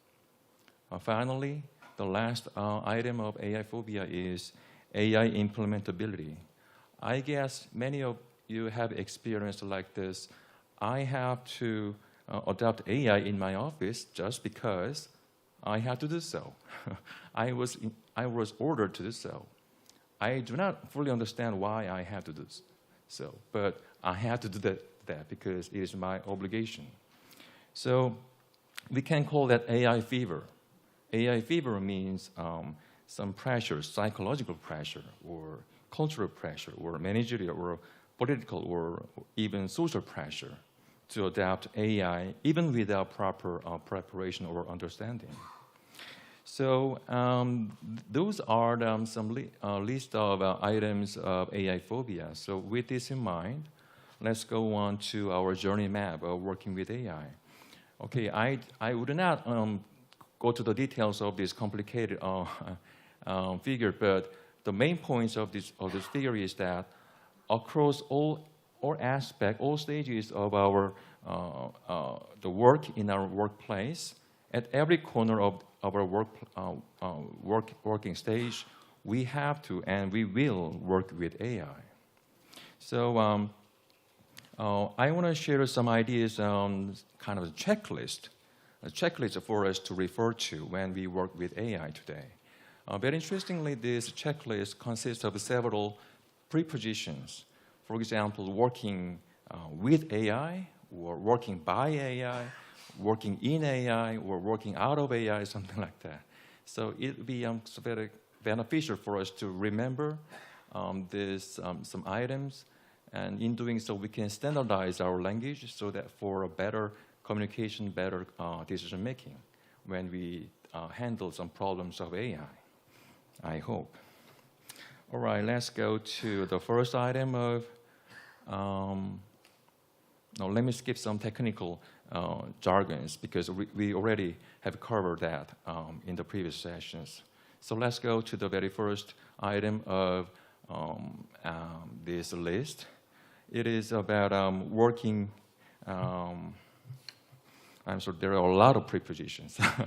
The very first item is working on AI. Working on AI means how to develop and maintain AI algorithm and parameters. There are two subcategories, working above AI and working over AI. Working about AI means how to design AI algorithm and parameters. There are two types of things we have to keep in mind when we talk about working above AI. The first one is how can we determine the breadth of AI application. The second one is how can we determine the depth of AI application. So both breadth and depth of AI application should be determined by humans. That is the very foremost obligation or responsibility of humans. The second item is working over AI. Working over AI means we have to keep maintaining and repairing AI.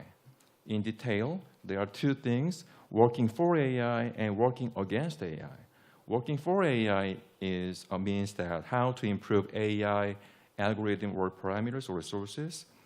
Conversely, working against AI means we have to correct inaccurate data sources and algorithm or bias or fallacy of AI. So those are the two things we have to keep in mind when we work with AI.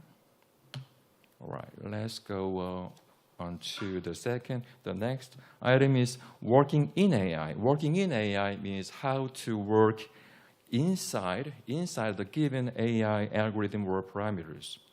The very first one is, very first sub-item is working before AI. Working before AI was already discussed today. It is, simply put it, prompt engineering. We have to prepare some good questions, good order, good comments before we some give order to AI. So that can be phrased like working before AI. Working through AI or working at AI. Let me skim some minor point, but what I want to emphasize is working at AI. Working at AI means how to oversee the AI work process. There are two things: working behind AI and working beyond AI. Working behind AI means we have to keep monitoring AI processing and products, because there's always possibility that AI can make some mistakes. Even after AI completes its own task, we have to do kind of working beyond AI. Working beyond AI means we have to cross-check or double-check what AI has completed.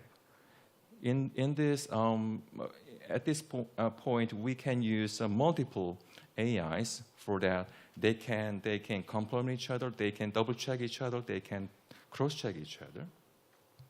One more thing is working after AI. That means how to utilize AI work products.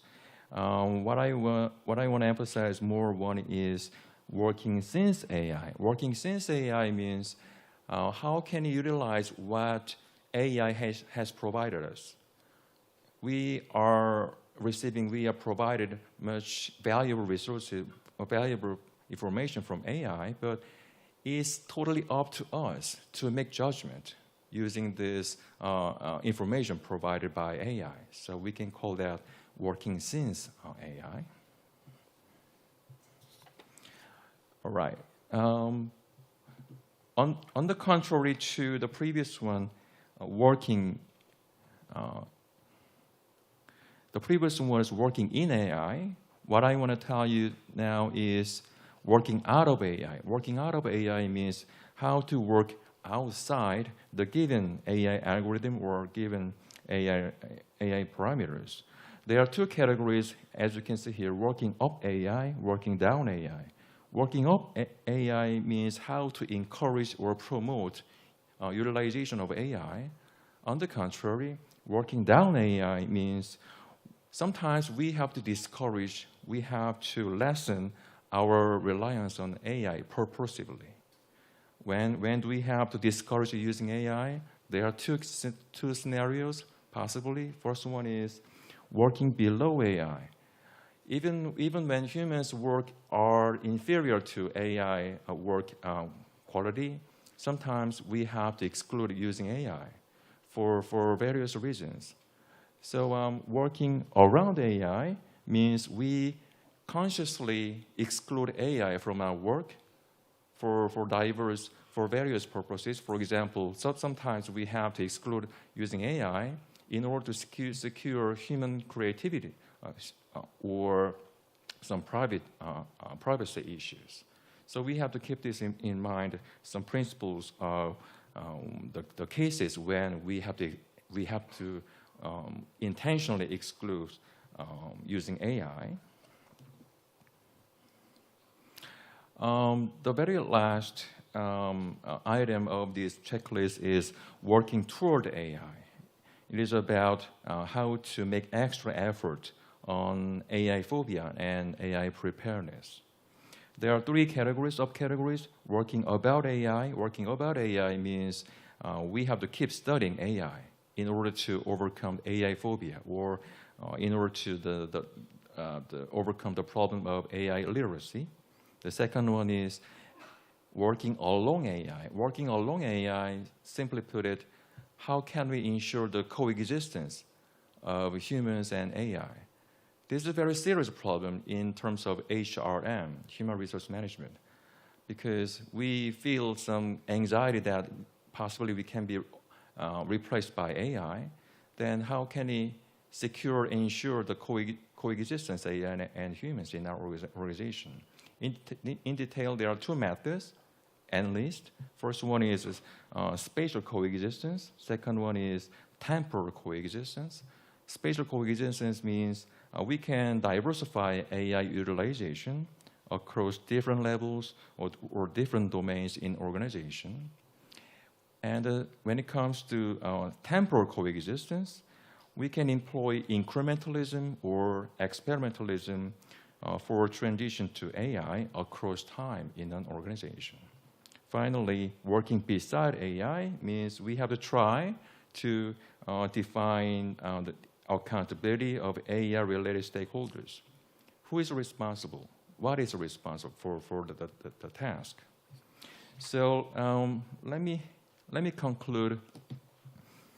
We are facing ambivalent future, the uncertain future and certain future. What is uncertain is that we cannot accurately predict emerging technologies, and we cannot accurately predict the corresponding relationships between humans and AI. But what is certain is that humans will continue to work with AI, and AI will continue to take over our work. So the very last question is, will AI make human labor obsolete? Very possibly yes. Then, but this is my belief.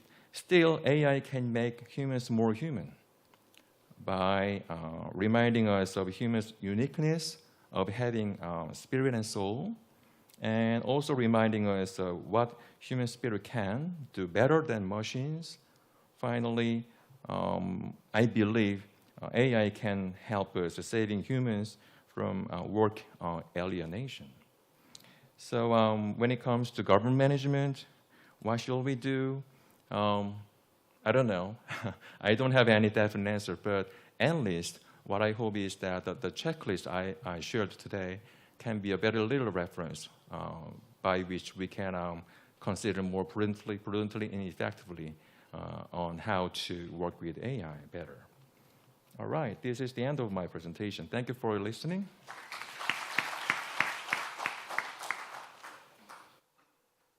Professor Lee, thank you very much. That was a really helpful checklist.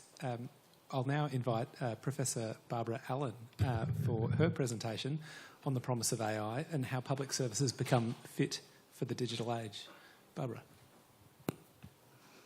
Good afternoon, everyone.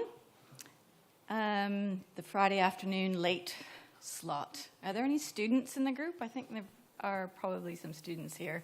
It's always the hard one to keep going with. So hopefully I'll keep it interesting for you.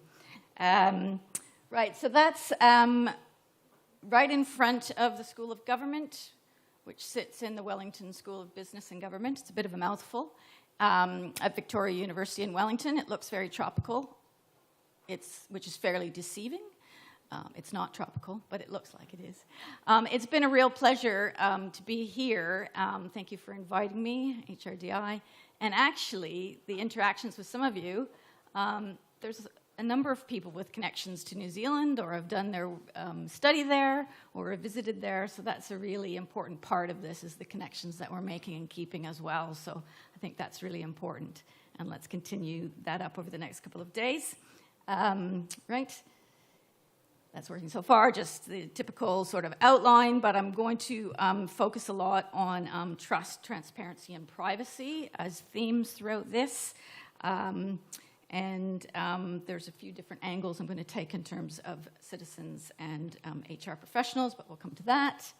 Tēnā koutou e hoa ma, ko Mount Martin te manga, ko Ottawa River te awa, no toku whanau, arangi, ko tarana, na mihi nui ki o koutou. Now that's a welcome in the Māori language, which is the indigenous language, one of the indigenous languages of New Zealand. There's 16% Māori in New Zealand, and the government has a very important relationship, as promised through the Treaty of Waitangi, to honor a treaty that was signed in 1840, but it continues to be a very live part of governing and public policy and public management. So my welcome, which says, welcome friends, Mount Martin is my mountain, the Ottawa River is my river, I'm of Irish and Scottish descent, born in Canada, a warm welcome to you all. So that's how we usually introduce ourselves, through that sort of connection to land, connection to ancestry, and I find it a really nice way to connect with audiences, because we all have some sort of connection to that sort of place. That's Deep River, Ontario, where I come from, about 4,000 people. And in the fall, in the autumn, it's very beautiful, as it is here. So I'm missing home, being actually in Korea. But so Canada is one of my homes, and little bit of a stream there. It's all connected, really, how I ended up here. But I was an officer in the Canadian Armed Forces, and that's a photo of me in the top left, marching along at the Royal Military College of Canada. I trained as an Air Force logistics officer, which gave me a deep interest in how the government buys stuff, how it gets stuff, how it moves stuff around, who does that and why. So I was an air movements officer, which is at the top right. I also ran a school bus company. Interestingly, though, in Ottawa, I went to the University of Ottawa, which is just out of picture. Oh, getting a lower down mic. Thank you. University of Ottawa and University of Carleton, which is in the bottom right. They're connected by a canal, and I used to be able to skate between my two jobs at the University of Ottawa and Carleton University, which is pretty special, actually. And it's also very pretty there in the fall, as you can imagine. So, yeah, how did I end up in New Zealand? I won't go into it too deeply, but I spent 10 years in the UK. That's the University of Birmingham, University of Nottingham, and that's my whānau. That's my family who are with me in New Zealand, apart from Hannah, who's still in the UK. So we're quite spread around the world, as you can imagine. Now let's, sorry, that's a bit extended, but I always find it really interesting to know who's talking to you, and maybe that's not of interest to everybody, but you'll have something hopefully to come and talk to me about later if you've maybe skated on the canal in Ottawa, or yeah, been somewhere that I've been. Right, so we've touched a little bit on, is AI really a threat to jobs? And obviously there seems to be different opinions about that. Definitely it's going to impact quite deeply. Just some initial numbers. That doesn't look like a lot of jobs in May 2023, but we know that there's a lot of adjusting going on. And McKinsey has said 12 million American workers will need to switch jobs as a consequence of generative AI. Well, we'll see. How we actually know that is another thing, but it's interesting to think about, isn't it, as we go on. A number of our speakers have talked about that. Now, is AI a problem for the public sector? Also, some speakers have touched on some of the challenges around that. We know that social media and the rise of misinformation is a huge problem that AI is often in behind. So social media is becoming a problem for democracy, and through elections and all this kind of change through social media.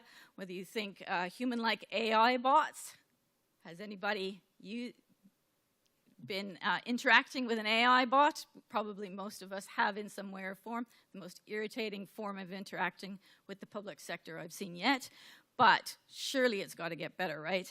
And how those are programmed and where the software and the hardware all comes from is a huge issue, right? Where are we protecting privacy, and how is that all coming to pass? What do citizens think of AI? There's a couple of references there, as academics tend to do, if you want to go look them up. Some acceptance by citizens for AI in general. For general services, I think people think that it's fairly benign if it's just a matter of crunching some numbers and doing some general type of activities and not directed at specific individuals. It's when it starts getting involved with your specific data, your personalized data, that it starts to become problematic, I think. Interesting that another study said that individuals consider an AI-led decision to be lower in red tape, so lower in bureaucracy. That's what they think.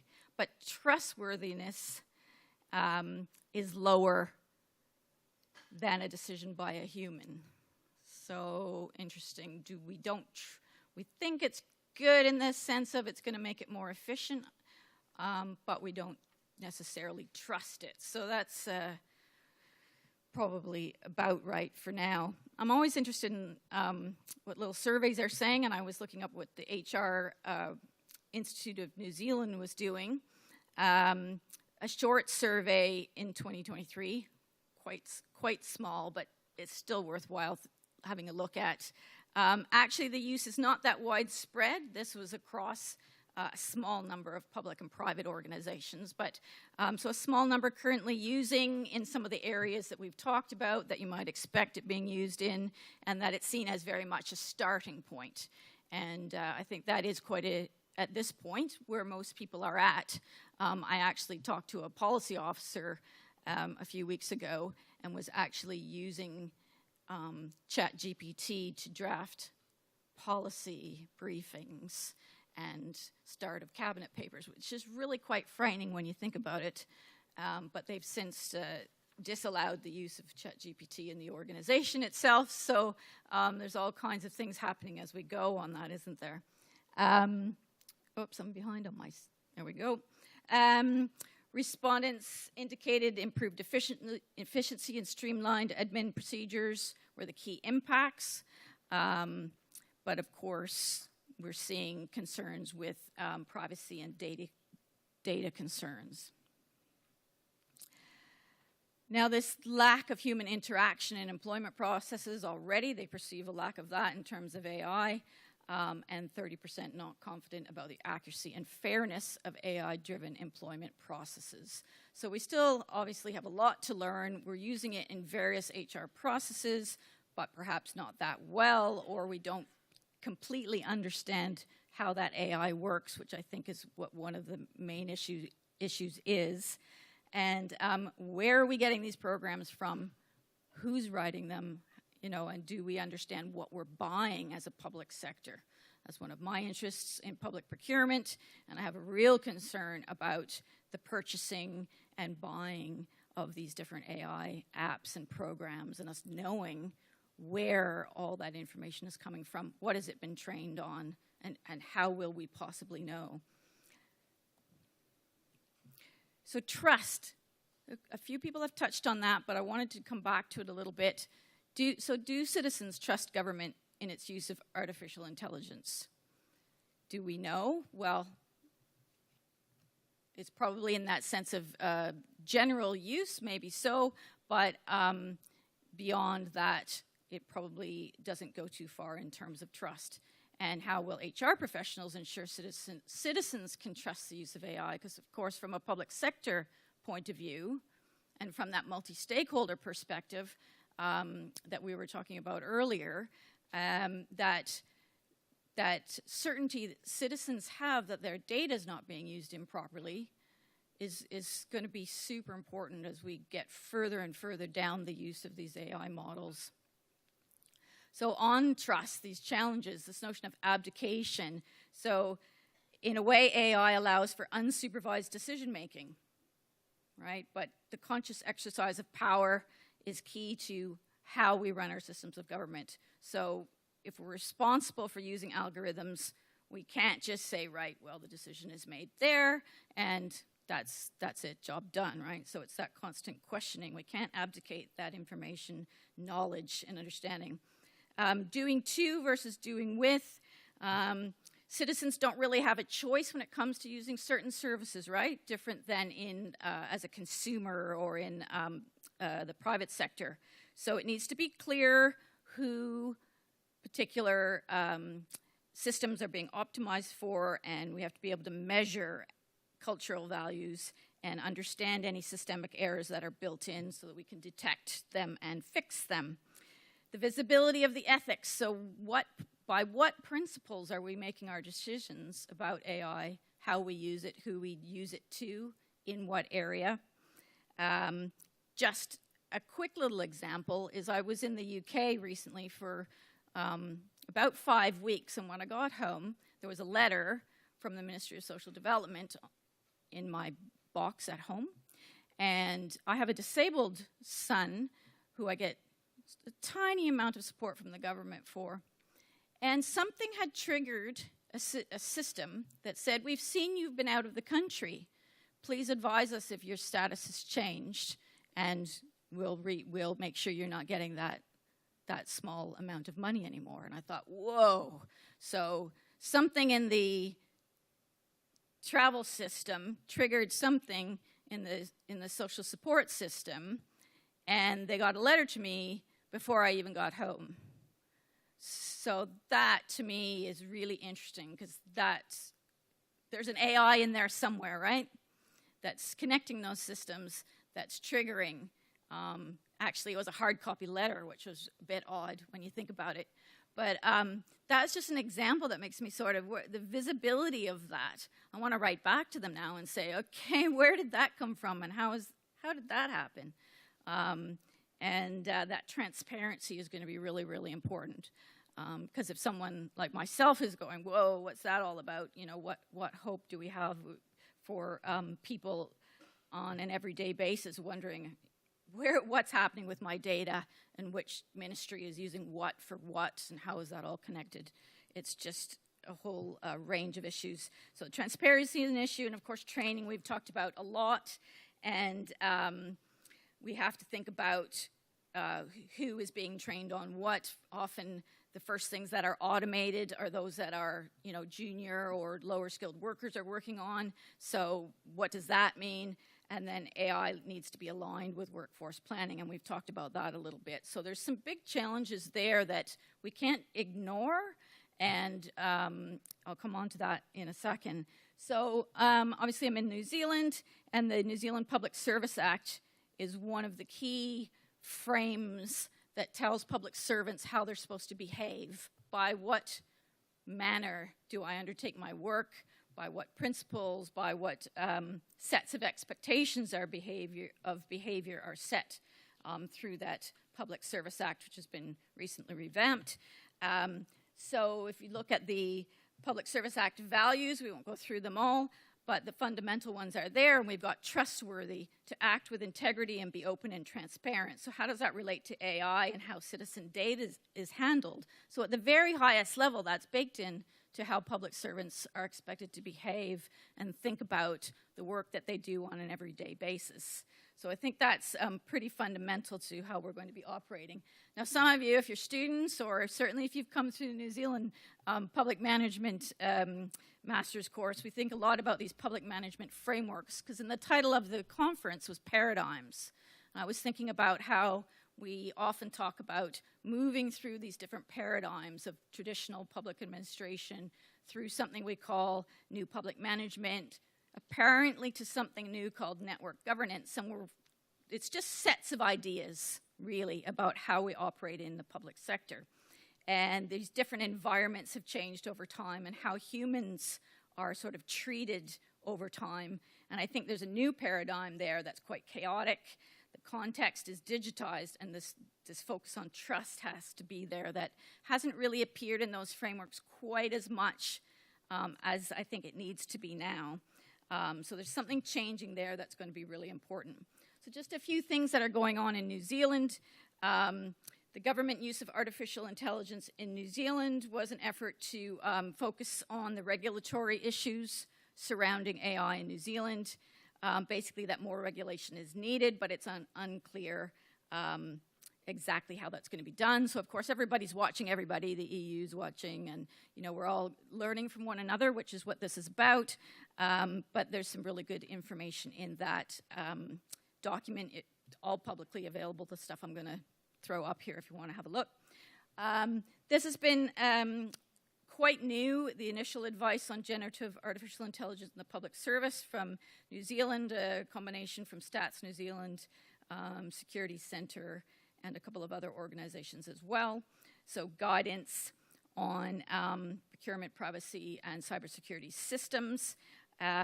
Basically, it's about lots of warnings and encouragement about not using generative AI for data classified that's very sensitive. Talking about avoid inputting personal data and client data into generative AI networks, and exercising extreme caution if personal information is involved. So New Zealand is very much taking a privacy angle on AI and a principles-based approach to it. And for better or worse, it's putting a lot out about privacy and how organizations are going to have to act with individual and organizational data. The algorithm assessment report, again, available, a stock take, first of its kind in New Zealand, actually a little bit before that last report, cross-government analysis of the development and use of algorithms in 14 different agencies. So basically taking a good look at what's been going on across some of the different agencies, that it's been, as we've talked about a bit, been used as a predictive working tool for identification of at-risk students. It's been used in various places, and data mining as well in terms of decision-making about how to protect crops, how to protect soil and improve soil. So there's a lot of different kinds of ways it's starting to be used, and how these algorithms are being designed. But it's very early days, and some of these models already got a little bit ahead of some of those privacy issues about how data was being used. We've been doing this social investment predictive modeling for quite a few years in New Zealand, which basically takes a look at individuals' aggregated information and was trying to predict who's going to cost the public sector a lot of money in 10, 20, 30, 40 years, essentially. Sort of an insurance type of model. But there was a lot of kickback against that, as you can imagine, and it's all switched language and changed a little bit into something else. But you know, some of that's been used already for quite a number of years, and has to be sort of reassessed at the individual level as to what kind of data is being accessed and how it can be protected.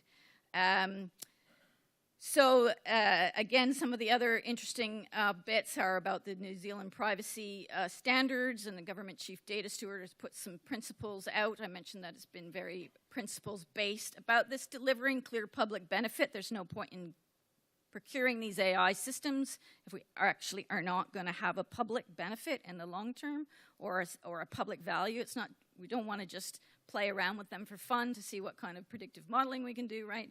It has to deliver benefit.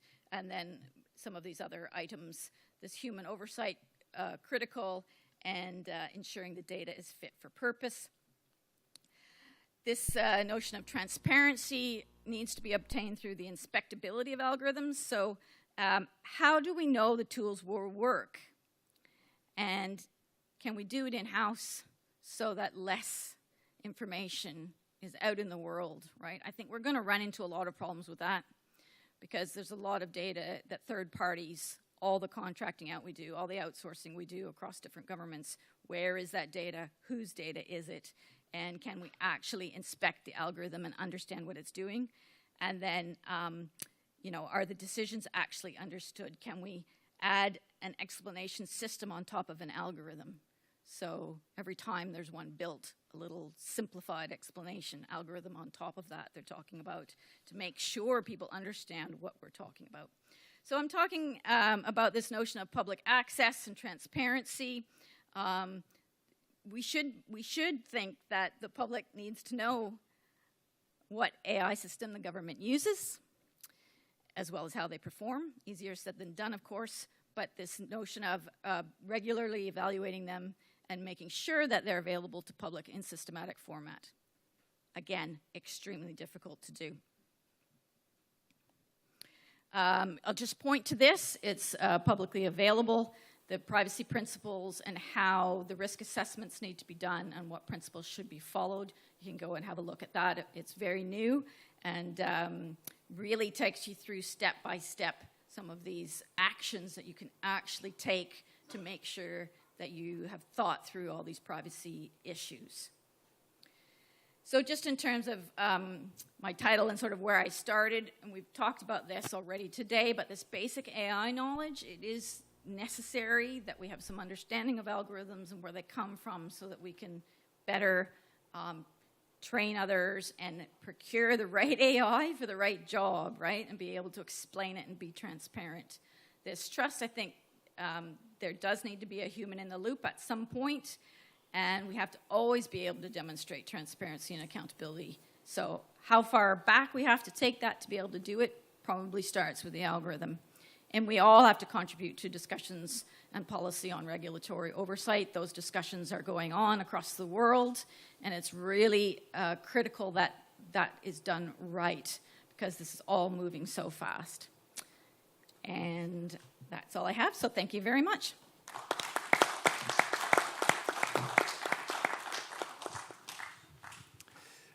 Thank you very much, Professor Allen. I'll offer just a couple of reflections and then invite each of you for your own reflections on what you've heard.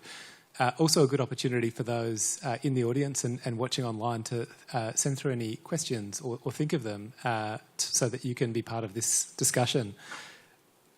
I found those to be two very complementary perspectives on the topic that we've been tasked with exploring this afternoon.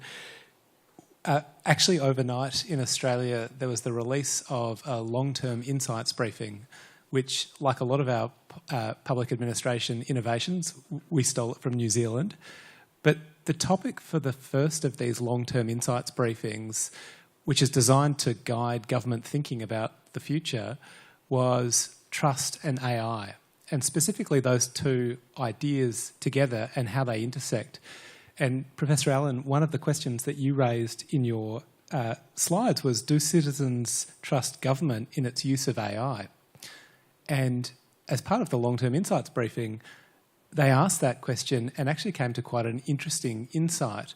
And what they found is that Australians will have a greater level of trust or are more likely to trust government in their use of AI the more the citizen knows and understands AI.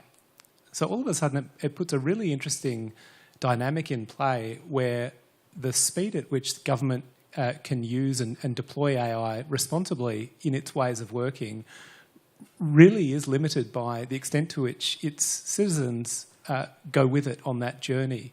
So there's a really interesting nexus between trust and understanding and capability in AI. Something else that I heard actually in both of your presentations, I thought it was a really consistent thread, was how you each approached this topic with a focus on humans. And Professor Lee, you ended on a rather optimistic note about making AI's potential to make humans more human. I think that really is where the true potential of AI lies, whether that's a citizen engaging with public services or a public servant working with AI. We actually need to place the human at the centre of these systems to think about how they might be working with or for or around or above AI. We really can only move at the speed of trust. And I would add to that the speed of our capability to understand and safely harness the potential of AI. Really, I think our ability to seize that potential is going to be limited by those human factors that can catalyse or constrain what we can achieve through AI. Those are my reflections. I'd love to invite each of you, perhaps starting with you, Professor Lee, any ideas or threads that you'd like to pull on a little more from what you heard from Professor Allen? Sure. Thank you so much. When it comes to the trust issue, I spent a lot of time researching this topic, trust. But the more I study about trust, I feel more complicated. I discovered more complicated definitions of trust and some impacts of trust. One of the arguments raised by many scholars and practitioners is the difference between trust and distrust. Some people say that absence of trust is not synonymous with distrust, because trust is more about hope, whereas distrust is more about fear. So what I wonder is that in New Zealand, for example, do you think you have presented some examples like people have some low trust in AI utilization? So do you believe these statistics or this survey represent their distrust of AI, or I don't know. So I'm really curious about that. I guess we shouldn't get into an academic discussion of the definitions of trust and distrust, but I think that's an interesting point, that they're not necessarily flips of the other. I don't know, it comes to mind the intergenerational part of this, because a 14-year-old that's coming along, starting to use government services, driving licenses, and all this sorts of thing, has a very different view of their interactions with government services, and their lives are just, they're used to it, and they're probably already used to interacting with AI, which is very different than somebody much, much older who's coming to it from a different direction and may already have a distrust of government. So I think there's something in that, and I picked up on one thing that you was in your presentation near the beginning, was this notion of the AI phobia, adopting AI because I have to. And that brings me to thinking about our workforces, right?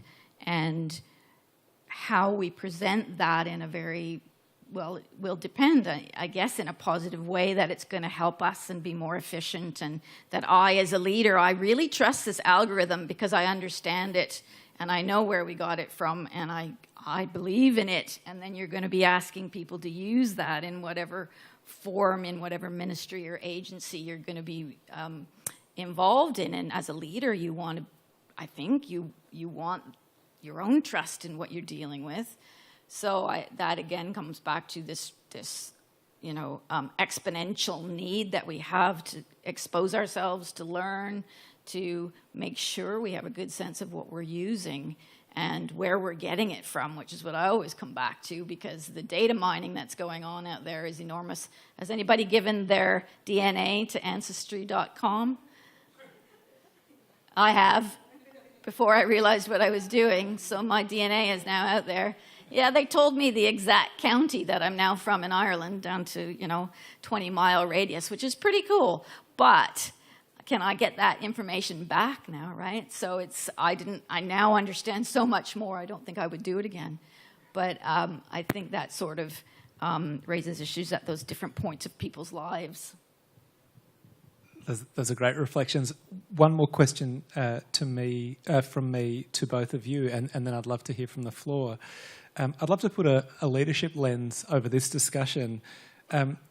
What does the discussion that we've just shared mean for public service leaders, and what does effective public service leadership look like in the AI age? Professor Lee, do you want to start off? Do I have to answer first? Because it's too complicated, too hard. Instead of answering the question directly, I want to share some experience I have in my classroom, because it is closely related to leadership issue. KDS school students?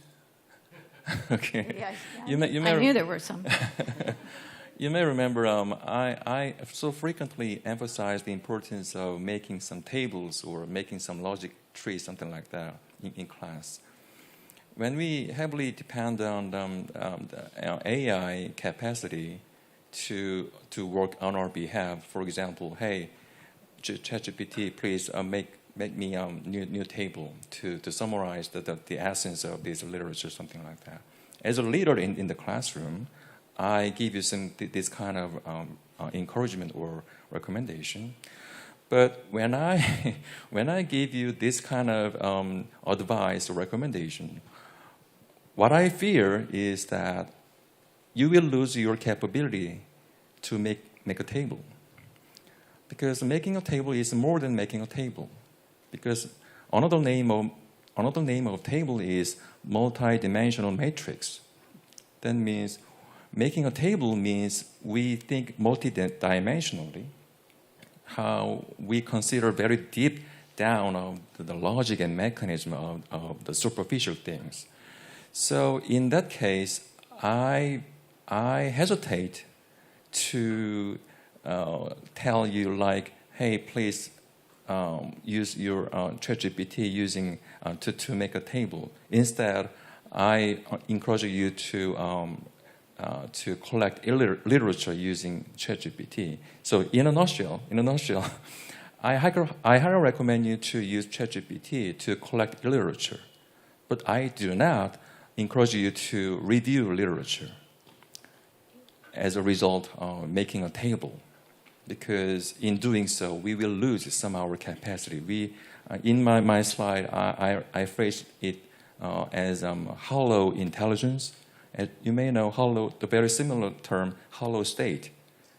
Are you familiar with that? Hollow state means as government is relying more and more, they're outsourced public service delivery, government itself is losing its capability to deliver public service.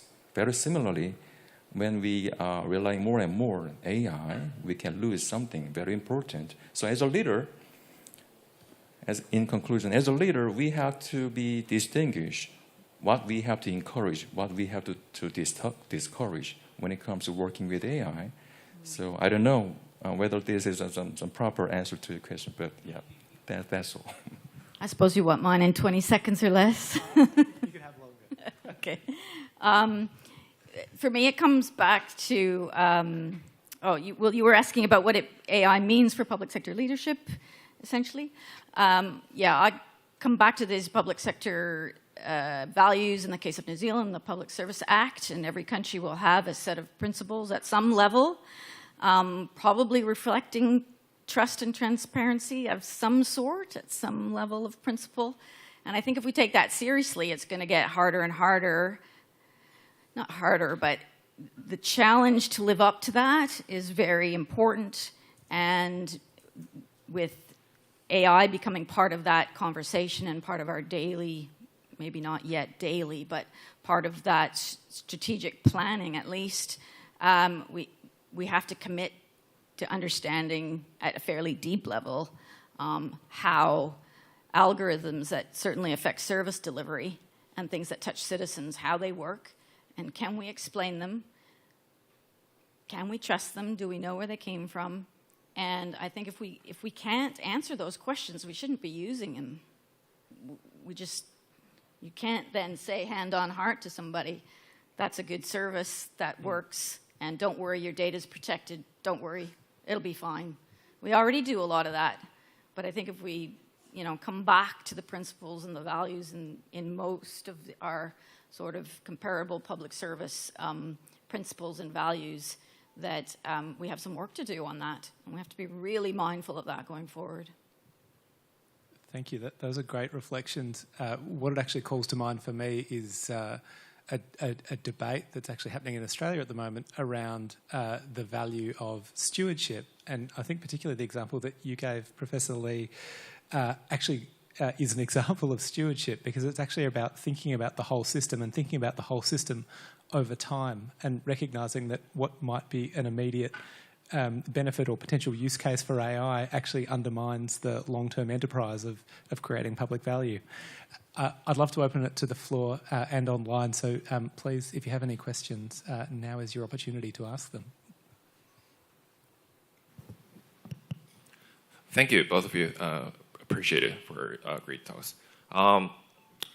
Just to throw some questions about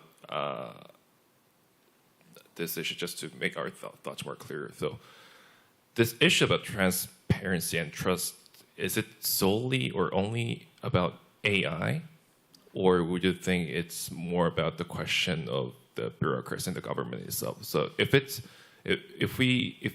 problem at the core is the low trust in the government, the implication would be we need more transparency in the government and the bureaucracy and the kind of the data that we're processing. We need to open it up. That's probably the implication. But if it's only about AI, the discussion can get, it's more about like technical issues. So as long as we have the algorithm available, the trust issues, everything's hunky-dory, there's no trust issues. So which one should we be focusing more on? Is it a matter more about the low trust in the government or the AI? I've just connected it with AI because of the topic today and because of the nature of the conference. But of course, it's connected to those wider questions. And again, to some extent, there's cultural issues as well, right? There's cultural context, and what's transparent and adequate in one context may not be at all in another. New Zealand's very different from Korea or wherever. So there is that. But I think there's still that, there's the overall trust issue. Trust in AI is another part of that, but it's becoming more and more important and critical within our public management systems. So it's sort of raised our attention and the profile we have to give it. And again, another part of the public civil servant's job, really, another changing role. So it's both, yeah. Great. And I think we've got one question up the front.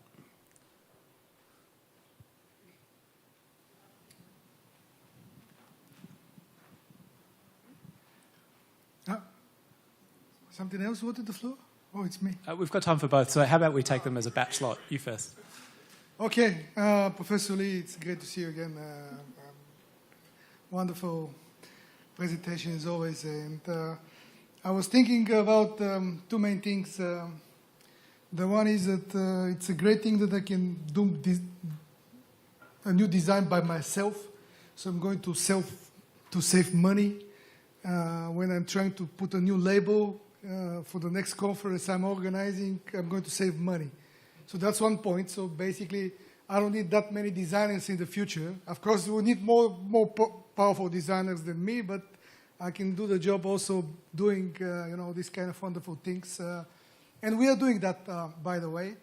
I'm really surprised what we can do through AI.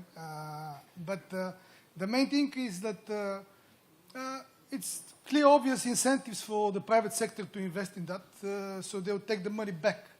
So it's going to be 20 euros now for ChatGPT, then it's going to be 50. Then who knows what it's going to be. Some rich people maybe could pay even more to have like a super version or premium versions. So they will take the money back. I'm just wondering what is going to be the incentive for the public sector to invest that money. Because I'm not sure, because it's clear, Sabrina is talking about wonderful ideas here. Is our governments ready to use ChatGPT in order to make policies? Because I asked ChatGPT several questions, and then the question is always different.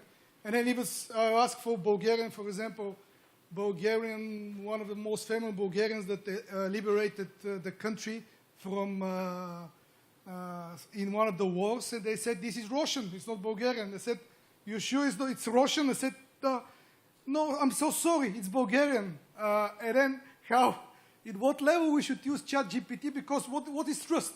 It's not trust, it's fake. It's not trust. We're not talking about trust and not trust. We're talking about something that is completely nonsense. So basically, it's not the truth. It's not the reality. Sometimes. So we're at that level that is not the reality. So how the governments are going to invest money and then to create something that is more powerful, and we can really trust that this is real machine learning and the facts are real facts, not the fake facts. Because maybe for the new generation, it's going to be easy, to learn some things, and they can be lazy, because it's like obviously that they can be lazy nowadays, more lazy than before.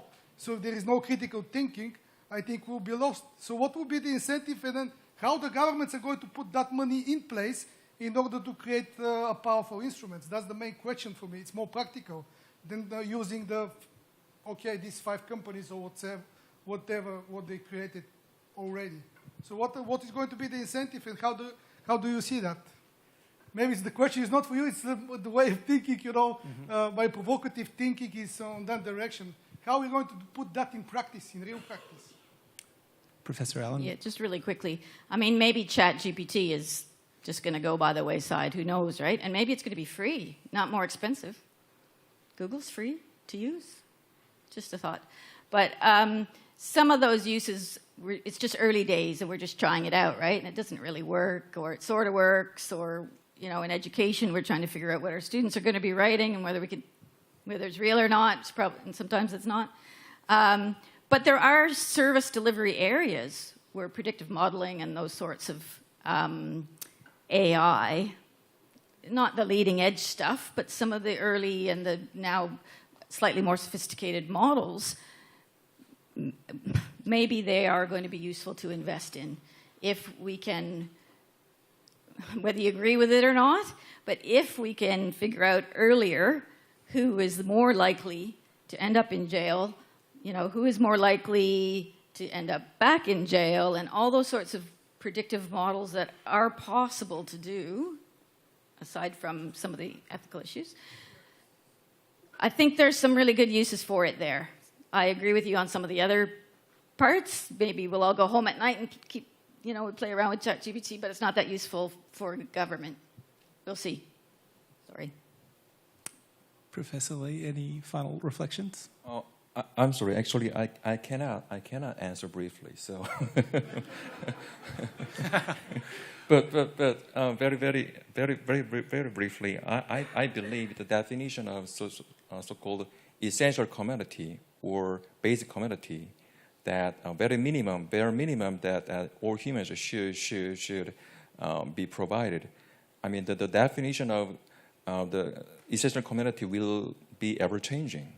So the very basic provision of very basic level of AI will be provided by government to all the citizens in the near future. But still, what is uncertain is that we feel very hard to draw a line between essential community or the more luxurious services that government should provide to citizens. So it's some everlasting question, I believe. So. Yeah. Terrific. We're at time, so unfortunately we'll need to continue the conversation at the break, but would you please join me in thanking our panellists this afternoon? Yes, thank you very much, Chair and presenters, for sharing your valuable perspectives with us. Thank you once again. 네, 이것으로 두 번째 세션을 마무리하고 저희 잠시 휴식 시간을 갖고 바로 이어서 마지막 세션 3를 진행하도록 하겠습니다. This brings us to the end of session 2, and we will now take a short break and proceed right to session 3 at 5 p.m. So please be prompt. Thank you once again.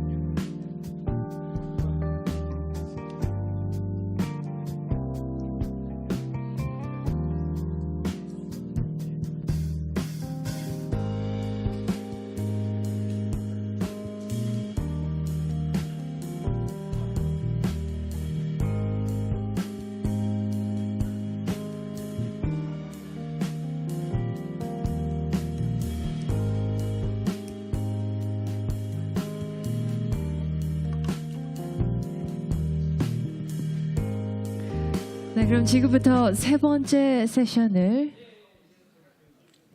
시작하도록 하겠습니다. 자, 이번 세션은 해외 정부, 학계 그리고 민간 부분 HRD 기관의 AI 관련 사례 발표에 대해서 있겠습니다. We will now proceed with the third session of the day.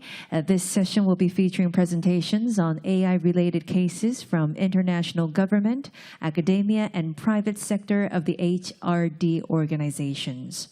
So for our first presentation, I would like to invite Dr. Yar, Director General of the AI Policy Bureau of the Ministry of Science and ICT Korea, who will be speaking on a policy direction for the hyperscale AI era.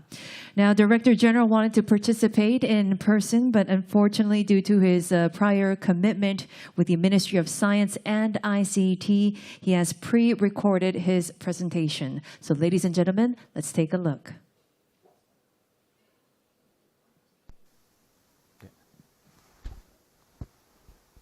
안녕하십니까. 과기정통부 인공지능 기반 정책관 I'm 엄열입니다. Yar, Director General of the Ministry of Science and ICT in charge of AI Policy Bureau. I am pleased to be here today to discuss artificial intelligence with AI experts and public officials from home and abroad and introduce the government's policy direction. Today, I would like to briefly explain the direction of AI policy in the era of hyperscale AI. 다음과 같은 순서로 진행하겠습니다. To give you the outline of the presentation, 23년 전 세계적으로 돌풍을 we will look at the status of policy environment of hyperscale AI, which is creating a sensation across the globe this year.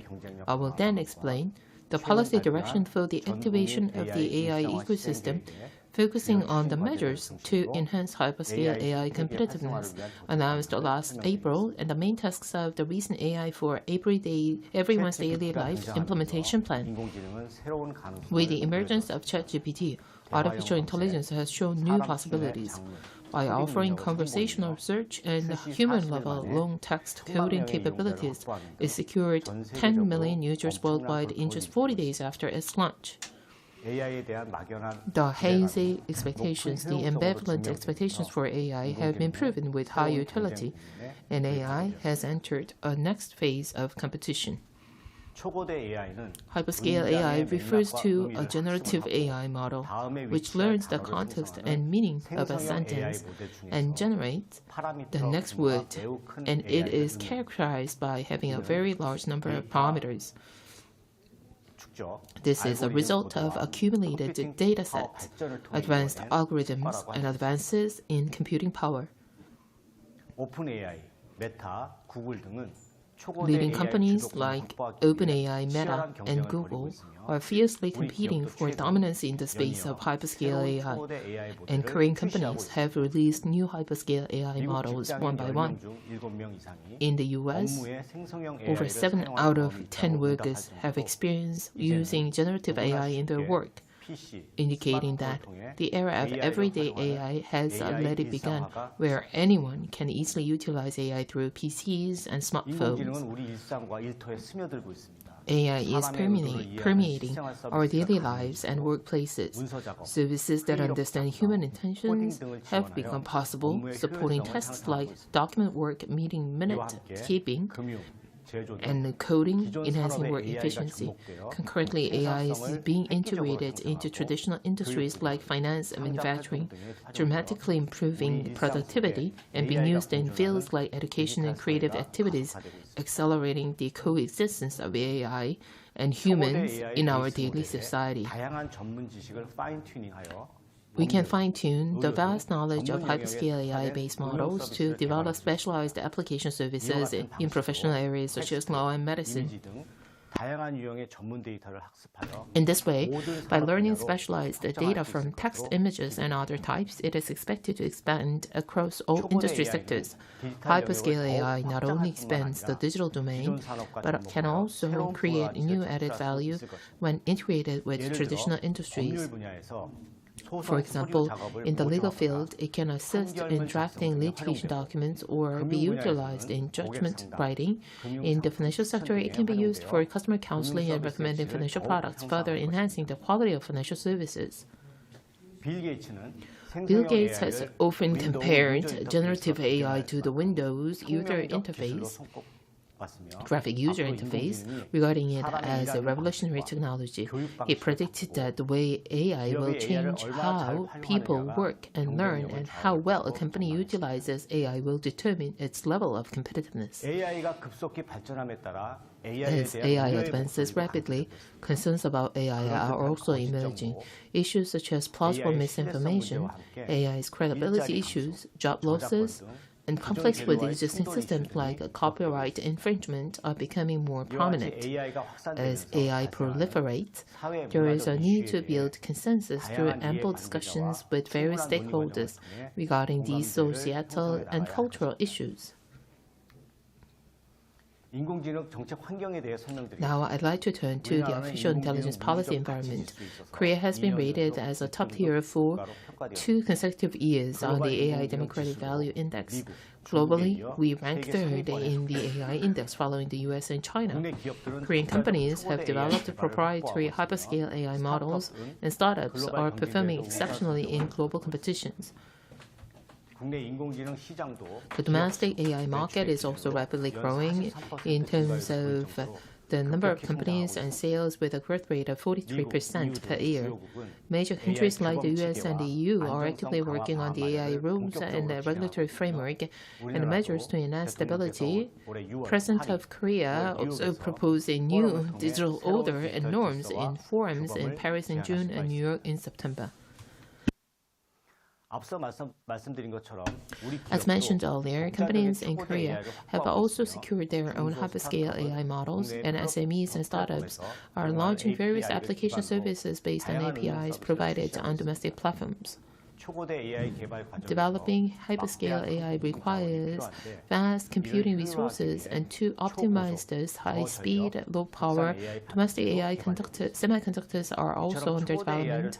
With such buzz around hyperscale AI, it is crucial now to secure industry and technological competitiveness and enter the global market. I will briefly introduce Korea's plan to enhance hyperscale AI competitiveness announced last April. Starting from a platform where we have an advantage in the Korean language, we aim to target the global market, beginning with the non-English speaking regions, and challenge for the top position worldwide in specialized and niche sectors using innovative hyperscale AI application services. To achieve this, we plan to pursue 3 major strategies. First, we will strengthen the essential core infrastructure for hyperscale AI development. We intend to enhance high-quality text data needed for hyperscale AI development and training, and push for new technological developments to break through the current limitations of hyperscale AI, such as giving real-like false answers. We also plan to expand our domestic cloud, K-Cloud, to include hyperscale AI and drive the development of core software and hardware technologies. We will support a private-led hyperscale AI council to enhance communication and collaboration. Additionally, we will promote flagship projects that develop hyperscale AI application services in the private sector and incorporate hyperscale AI in the public administration to streamline internal administrative tasks. We will support the development and widespread use of software as a service based on hyperscale AI, and support the commercialization phase of AI development for early market penetration by AI companies. Furthermore, we will expand the hyperscale AI education and training in our current AI personnel training programs and foster talent equipped with hyperscale AI application capabilities. And we will also, over the next years, conduct hyperscale AI utilization capacity training for a total of 1 million general citizens. As hyperscale AI becomes prevalent in diverse sectors like healthcare, manufacturing, and finance, we aim to discuss and tackle rising issues related to fair competition, security, and ethics. Enhancing social acceptance, we will review existing regulations like intellectual property rights and privacy in light of hyperscale AI applications, push for AI reliability and credibility as well as performance evaluation, and lay the foundation for an exemplary digital nation through a process of public discourse. 전 국민을 위한 AI We 일상화를 aim to 추진해서 popularize AI for the general public. The entire nation of Korea share the benefits of AI, generate massive demand, and foster the industry. Our plan involves a widespread adoption of AI in 3 sectors: daily lives of the citizens, industrial sites, and public administration. On the foundation of the vision of AI, we will build a solid and robust groundwork for Korea's future as a global AI leader. 도약해 나가고자 합니다. 먼저 국민 Starting with everyday life, we will prioritize the distribution of AI that can improve the convenience of social vulnerable groups, like vulnerable social groups like elderly citizens living alone and people with disabilities. We will proactively identify households at risk and offer preliminary AI consultation services. We aim to support the application of AI in public hospitals for disease diagnosis and spread AI in sectors closely related to people's lives like education and culture.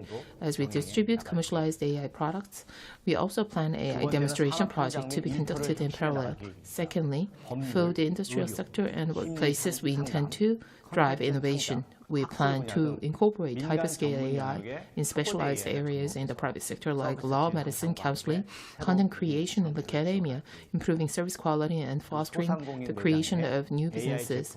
Furthermore, we intend to support the use of AI products in small business stores and develop AI that can alleviate the workload of farmers and others. We also aim to collaborate with relevant ministries to advance AI development that can innovate the production structures of traditional industries such as robotics, logistics, pharmaceuticals, and steelmaking. Thirdly, our objective is to realize the smartest possible use of AI at the government level. We will push forward the establishment of AI-powered water purification plants, risk analysis of imported food, and provide support to ensure that the public can easily and accurately access public information on weather, job opportunities, and etc.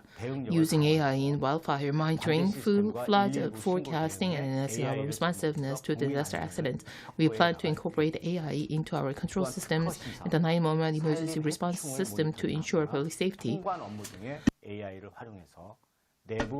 Moreover, we plan to innovate internal administrative tasks using AI in areas like patent reviews, monitoring, forest paths, and customs tasks. In the future, how well one can utilize AI will determine the competitive levels of individuals, businesses, and the government. By increasing the hours of information education classes and expanding AI and software-focused universities, we intend to bolster students' AI application capabilities through the operation of AI experience zones. We plan to support the elderly to easily experience and utilize AI. Lastly, we are committed to pushing forward policies to enhance ethics and trustworthiness and credibility related to AI. To ensure its safe use, we will facilitate the enactment of the AI intelligence law, a legal foundation that can achieve a balanced growth and trust in the AI industry.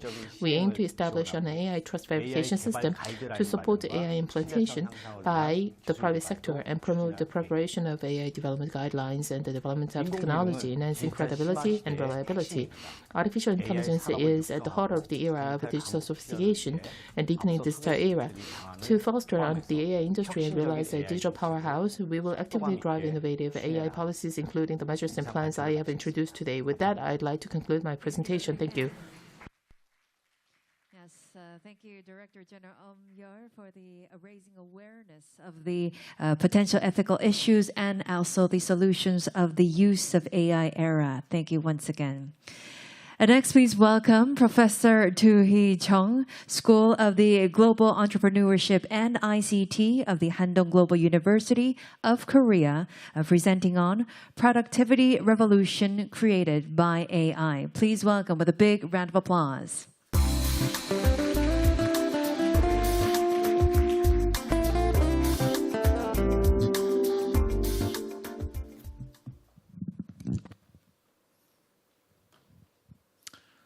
Hello, everyone. My name is Do-hee Chung. As she introduced, I am in Handong Global University. At the School of ICT and Global Entrepreneurship, we have 3 specific major, and one of them is AI convergence and entrepreneurship. So we are teaching and researching about technological some issue of the artificial intelligence and entrepreneurship, how to use this technology for the making specific value and how to make a AI-based some startup. So I am enjoying to teaching some this kind of subject, and also I am running some AI-based startup. The name of this startup is Impactive AI. There are many specific areas of the artificial intelligence, but we are focusing on some prediction model.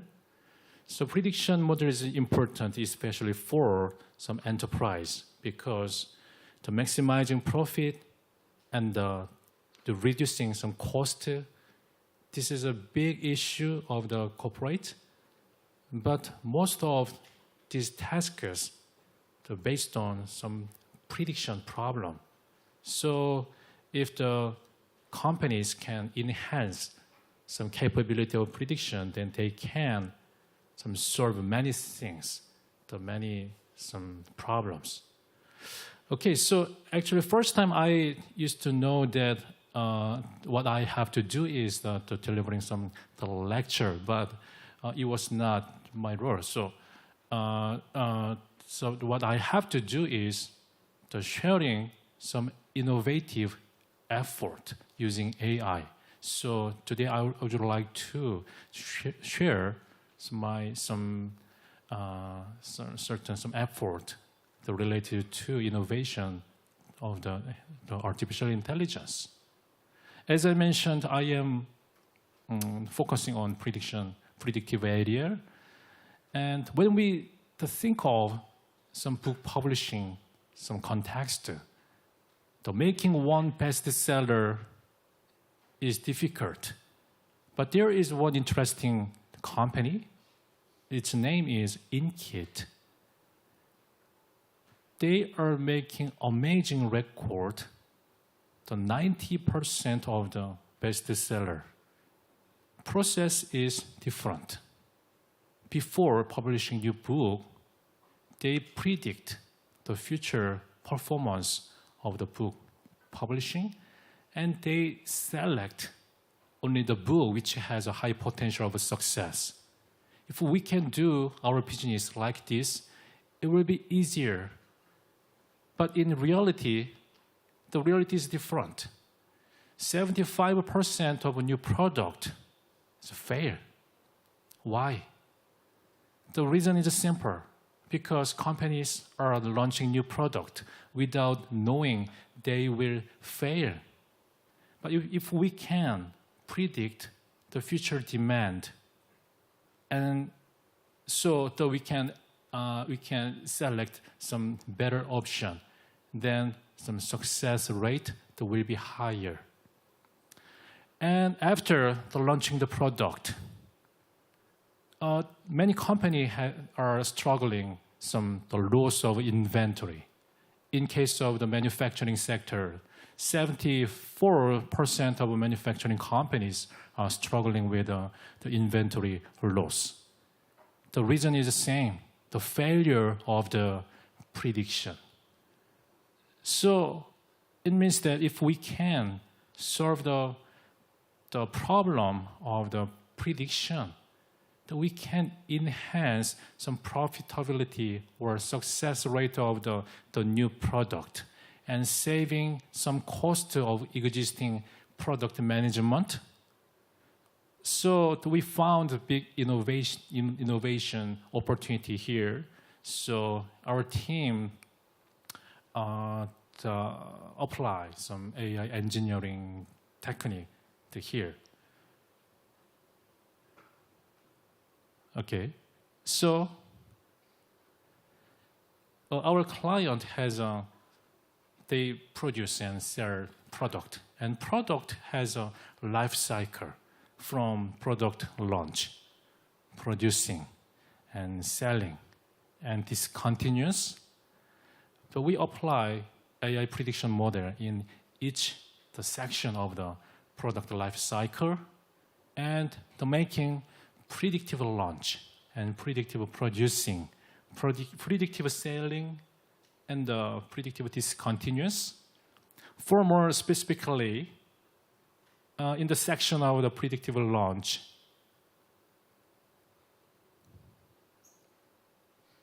before the launching new product, at the initial time of the product ideation, the company has some idea of the new product for next season, but they will launch at a certain point, and the prediction model predict some 1 quarter the sales volume in advance before the launching. So it will enhance some decision-making quality of the new product development. And they can predict success of the new product or failure of it. So avoiding launching the failure, the product. And it will make companies, they can launching the product which has a high potential of success.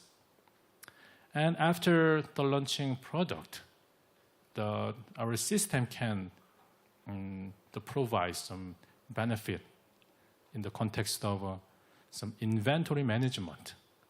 If company can correctly predict the future sales volume, then they will not have the loss of inventory. Sometimes they are struggling some overstock or sometimes some shortage of stocks. Shortage of stock, there is opportunities to sell their product, but because the stock was not prepared, they lost the opportunities. This is also the loss. And the overstock, all of these are the cost. And the total stock in a year, in case of the manufacturing sector, the amount of the loss is too huge.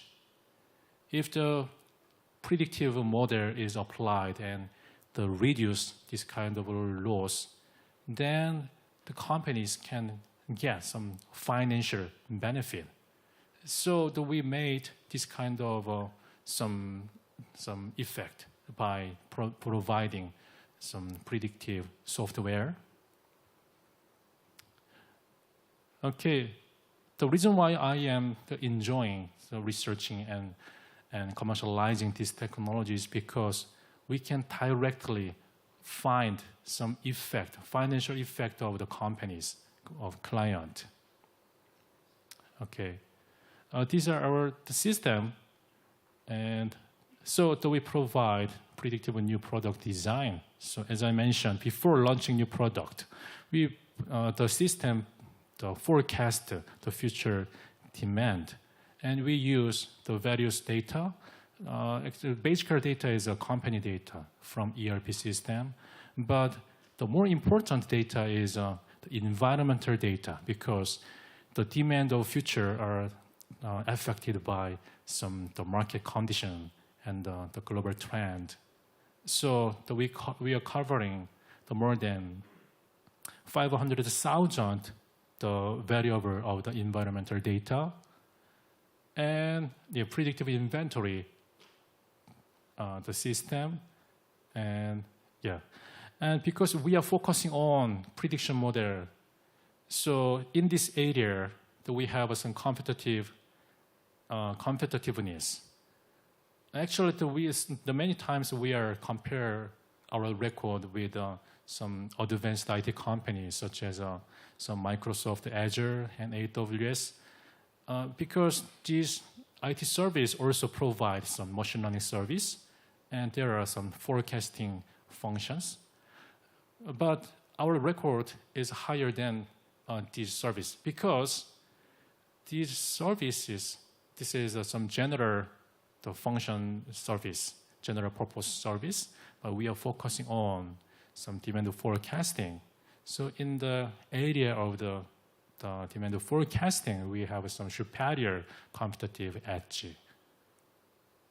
And actually, this is our members. The AI companies, manpower is important. So when I start this business, I try to to have some prominent people. So I'm working with the PhD level AI, the expert, someone from Pittsburgh and someone from some Harvard and Seoul National University or the KAIST, which is a high-ranked some university. But the one of what I am interested in the working with the people is actually the education. I am doing business with AI predictive model, but every summer vacation and every winter vacation, our team go to African area and Cambodia and Rwanda because we like to provide some AI related educational program. So the theme of the program is AI and entrepreneurship. So this is a 5 days, the 1 week program. So our team prepare about the 20 class in the 1 week and teaching AI technology, some mechanism of machine learning modeling. And another theme is entrepreneurship, how to make some innovative service or some product. So how to create some innovative AI startup. So this is a very interesting and challenging program. So the doctoral members spend the time to teach and to involve to make some creative some business in many countries. Last summer vacation, I visited Rwanda. This is the third time to visit them. And actually, the AI technology, the trend of technology, the rapidly change. And they also know, but they want to learn and adopt AI technology, but relatively they have the few chance to learn this kind of advanced technology. Even though there are many and full of the YouTube educational contents, but there are some limitations to observe those high quality contents. So we found that there should be some additional assistance and support for educating AI and entrepreneurship. So I think this is a meaningful effort and very interesting. And the people in the area get to have some interesting on this technology. So, and next time when I visit the same area, next time, someone are doing some AI related business. It's very interesting. Okay, so come back to some predictive area. I like some developing the better performing the model. These days, the large language model or the GPT related some innovative services are very hot theme. But in the reality of the industry and company side context, the prediction is the most important thing. This is my opinion. And technological advancement in this area is continuously proceeding. So I think that we have the mission to contribute to technologically and commercially.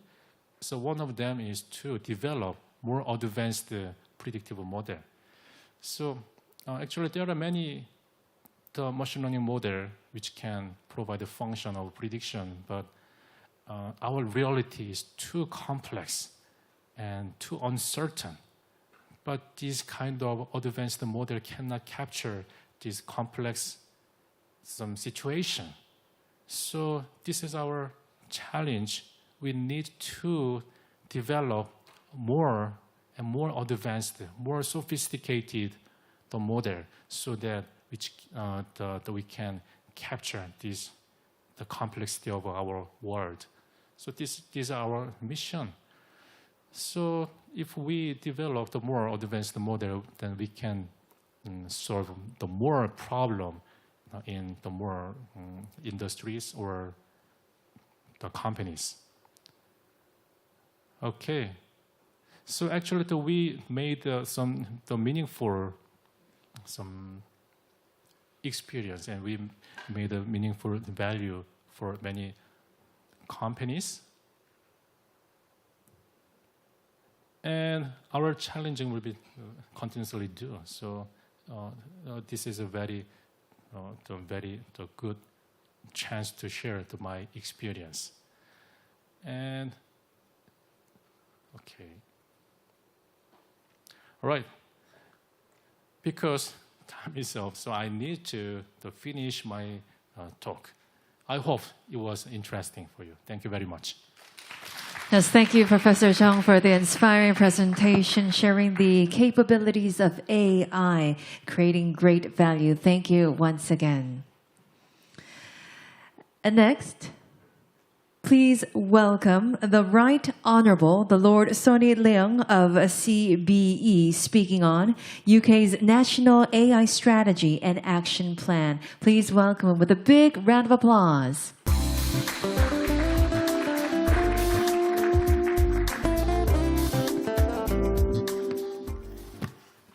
Good afternoon, everyone.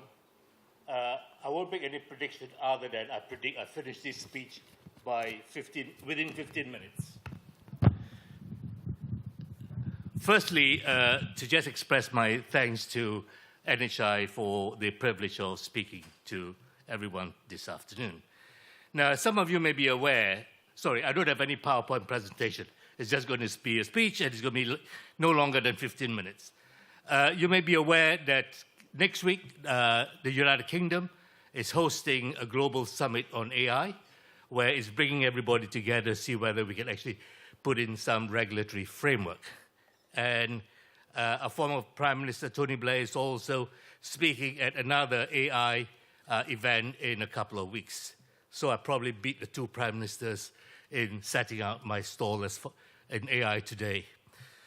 Look, what I want to do is, in the next few minutes, I will attempt to summarize the UK's national AI strategy and the progress of its action plan. The strategy was published by the UK government in September 2021, and is about 35 pages long.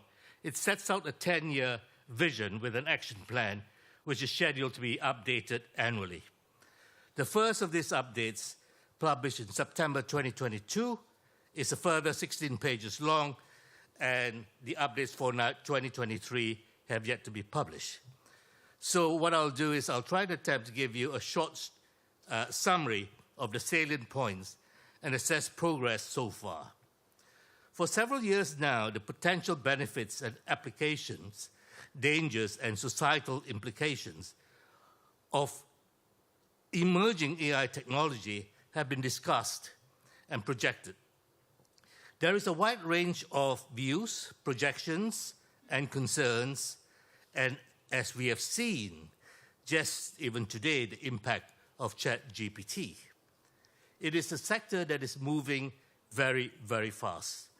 So it is very much to be welcomed that the government is addressing this directly. Throughout the AI strategy document, it emphasizes the government's intention to, quote, strengthen the UK's position as an AI and science superpower over the coming decade. It establishes 3 pillars by which it seeks to achieve this, which are worth quoting in full. 1, investing and planning for the long-term needs of the AI ecosystem to continue our leadership as a science and AI superpower. Supporting the transition to an AI-enabled economy, capturing the benefits of innovation in the UK, and ensuring the benefits of all sectors and regions. ensuring the UK gets the national and international governance of AI technologies, right to encourage innovation, investment, and protect the public and our fundamental values. In essence, then, these three pillars are investment, implementation, and governance. Let's look at the progress of each in turn, starting with investment. There is a clear ambition to place the UK at the forefront of the coming technological revolution. It is noted that, quote, the UK excels at AI in terms of the quality and quantity of academic research, and that between 2014 and 2022, the government has already invested something like £2.3 billion in this sector. The investment pillar focuses on building relationships between academic research from the international talent and commercial investment, which crucially remains based in the United Kingdom. Key to this intention is enabling better availability of data, making it more accessible and usable, while also protecting data rights and intellectual property. Among the developments in 2022, highlighted in the update, is the creation of trusted research environments through which secure access to some of the vast area of data, of health data from our own National Health Service can be ethically shared, with companies exploring the use of AI in health. Recently, as you know, DeepMinds, which is part of Google, and our NHS have been able to identify the size and the shape of something like 200 protein cells. So, if I could provide a little context for this, in the UK, health spending is the largest single element in the government's budget, comprising something like 20% of its annual expenditure. The aging demographics of our population suggest that this will continue to rise. Therefore, AI innovations leading to greater efficiencies in healthcare are likely to see the biggest financial impact.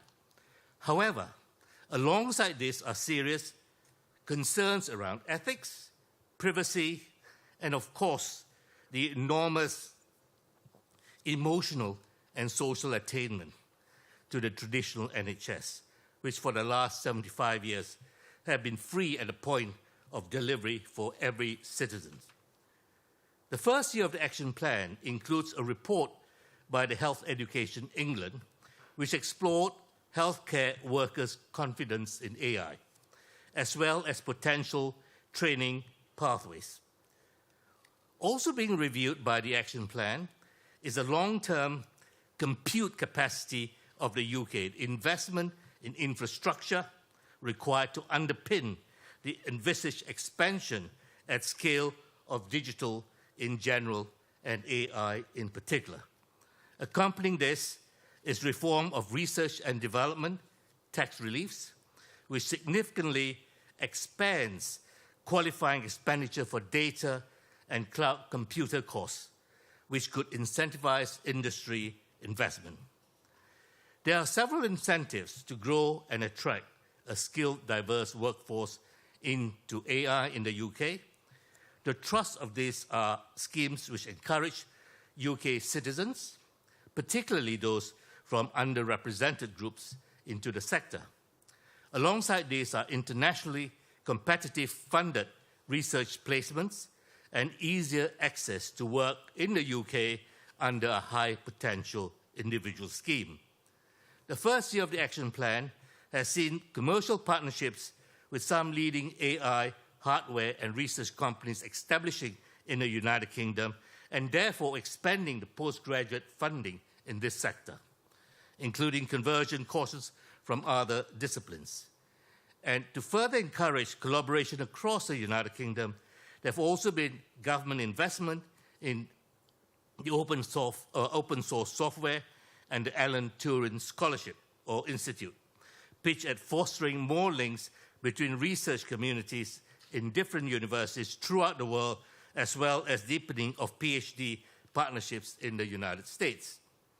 So alert to the potential risks with potentially sensitive data when collaborating internationally, the National Security and Investment Act, which we just passed, seeks to find a balance between attracting global talent, protecting national security.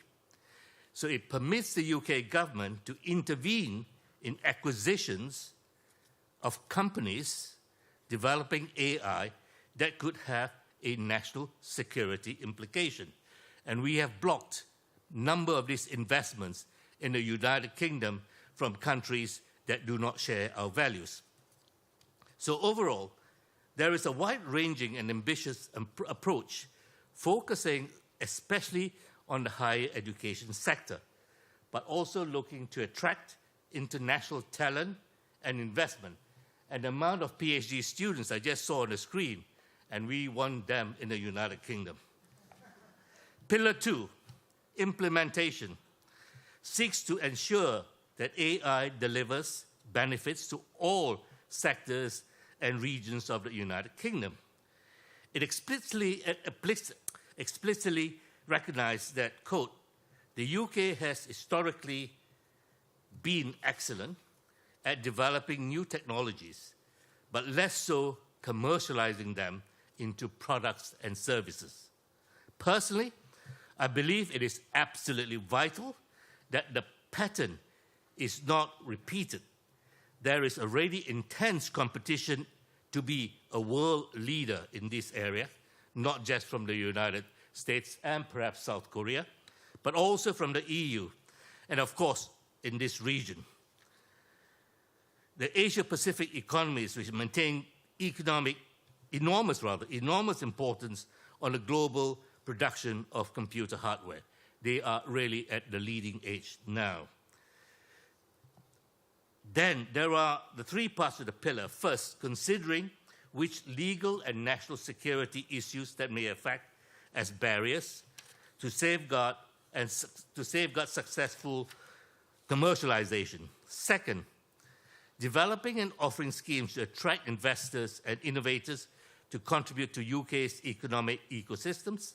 And third, which I think has huge potential to create opportunities across all areas in the UK, rather than clusters around certain universities or specialist commercial hubs, is exploring the use of AI in workflows and decisions making within government departments themselves. And we've seen examples in the South Korean presentation earlier. In the first year of the action plan, work has begun on developing specific schemes in the Home Office, in the Department of Transport, in the Department of Health and Social Care. There are also schemes in other public sector agencies which explore land use for farming subsidies, carbonization, and net zero projects, and procurement of AI systems within the public sector. And finally, with Pillar 3, we come to governance, and a lot have been talked about governance and trust. In a public debate, this is an area of particular concern, not least because there is fear that the speed of technical advances in AI is far outpacing the speed at which national and international legislation can be agreed and implemented. We have recent experiences of similar issue. The explosion in social media and online publishing in the past 20 years moved far ahead of media and publishing laws that were largely devised for 20th century technologies. The AI strategy recognizes the tension between innovation and legislation for an industry which, even in its very early stages, is already influential and will undoubtedly create far-reaching economic, ethical, privacy, and national security disruption. The strategy seeks to position the UK as, quote, the most trustworthy jurisdiction for the development and use of AI, a very bold ambition indeed. Actions that have been taken include developing algorithm transparency standards, establishing an AI standards hub, publishing an AI assurance roadmap, and consultation on data protection. In the first year, there has been an additional policy paper on driving innovation while promoting public trust, a research program on AI ethics and regulation, as well as accelerating both the adoption of and the ethical framework for the issue of AI within the Ministry of Defense and our GCHQ, which is the Britain Security Service. There is a clear understanding that governance must also be addressed at the international level, hence next week's summit, with consultation in both established multilateral forums such as the G7, the OECD, Council of Europe, UNESCO, as well as the much newer Future Tech Forum and Global Partnerships for All. Yet, to appear, as far as I'm aware, is a promised white paper, which the government has said they will be publishing very soon, an early draft of government's legislation, which is to set out, and I quote, a pro-innovation approach to govern AI, drawing prosperity and building trust in its use. We are all really looking forward to that eagerly, as I share concerns that nationally and internationally legislations are falling far behind the innovations in this sector. Furthermore, given competing interests between nations in what is, let us say, a fairly turbulent global climate, it may prove extremely challenging for any single country to become a world leader in AI governance. So we definitely need global cooperation. And there we have it. The full documents of our national strategy is available online. So if you can't sleep tonight, you can always access our government website, which is actually well worth reviewing. However, I hope this brief overview will leave you something to think about. Thank you very much. Please give a big round of applause.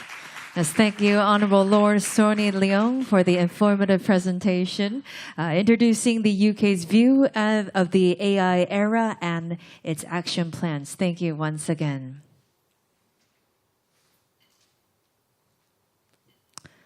And last but not least, for our last presentation of Session 3, I would like to invite Chung Woo-ha, head of the Neighbor AI Innovation Center of Korea, who will be giving us a presentation on innovation in the public sector brought about by the era of super AI. Please welcome with a big round of applause. Yes. Thank you for the introduction. I'm Chung Woo-ha from Neighbor Cloud. I think you might be quite tired because you have paid attention to valuable programs and talk. But we have a good news. That is, my presentation is the last one of today's program, right? Okay.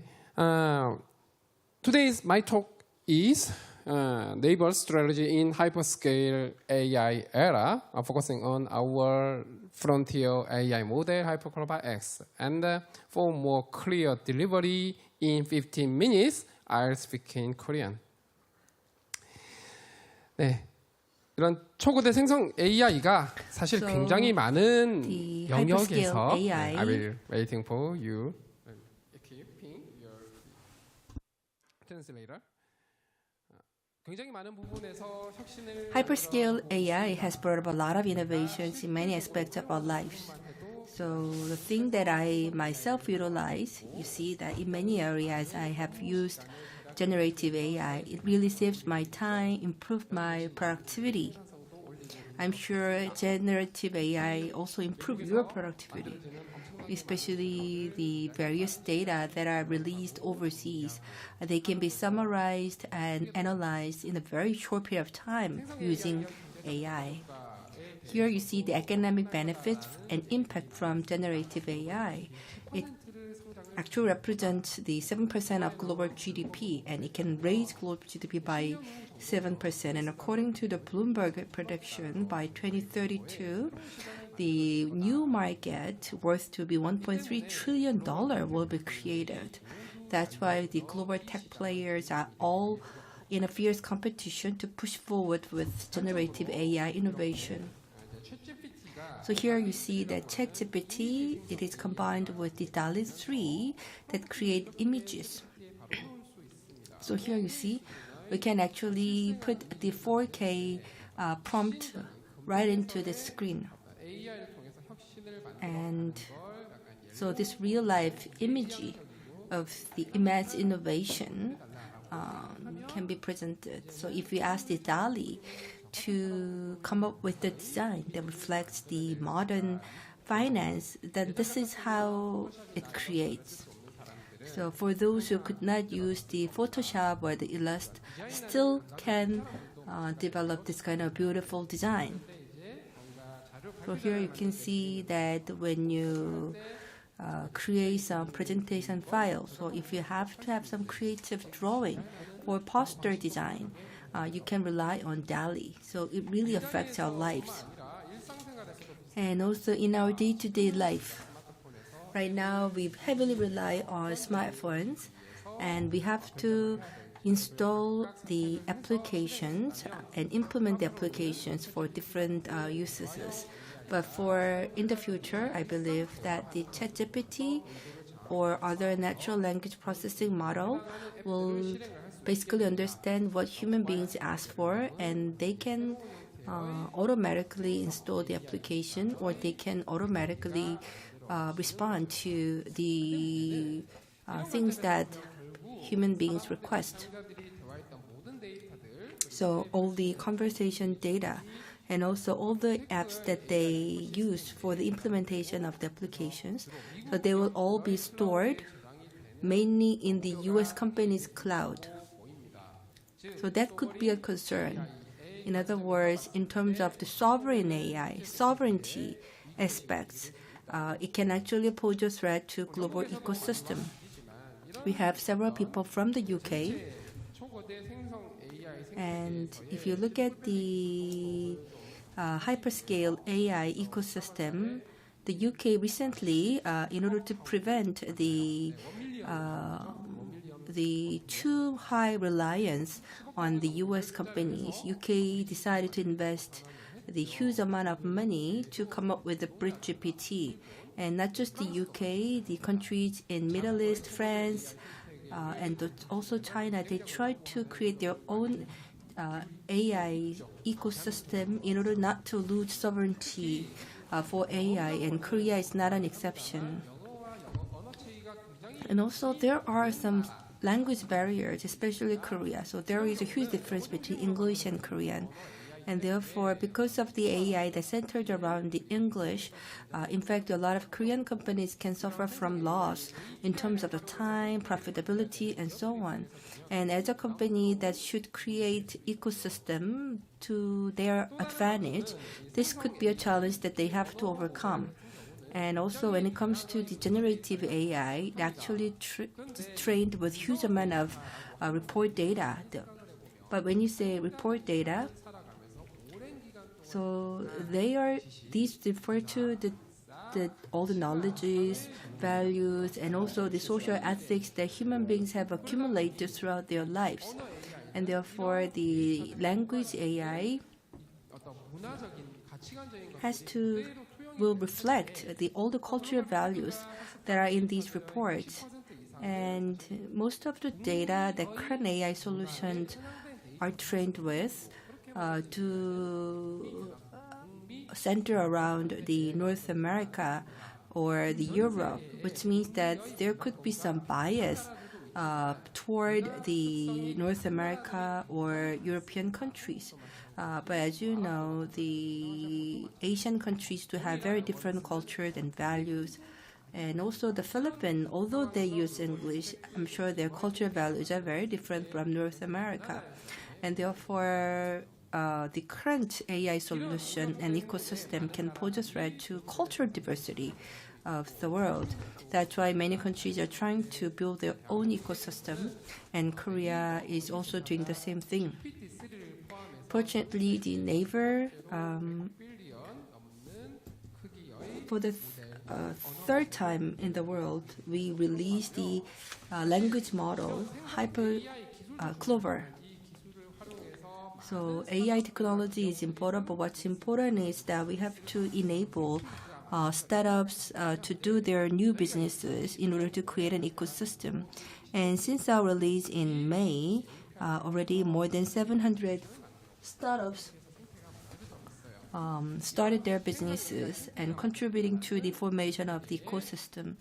So there are only a few countries with this kind of ecosystem: China, US, and Korea.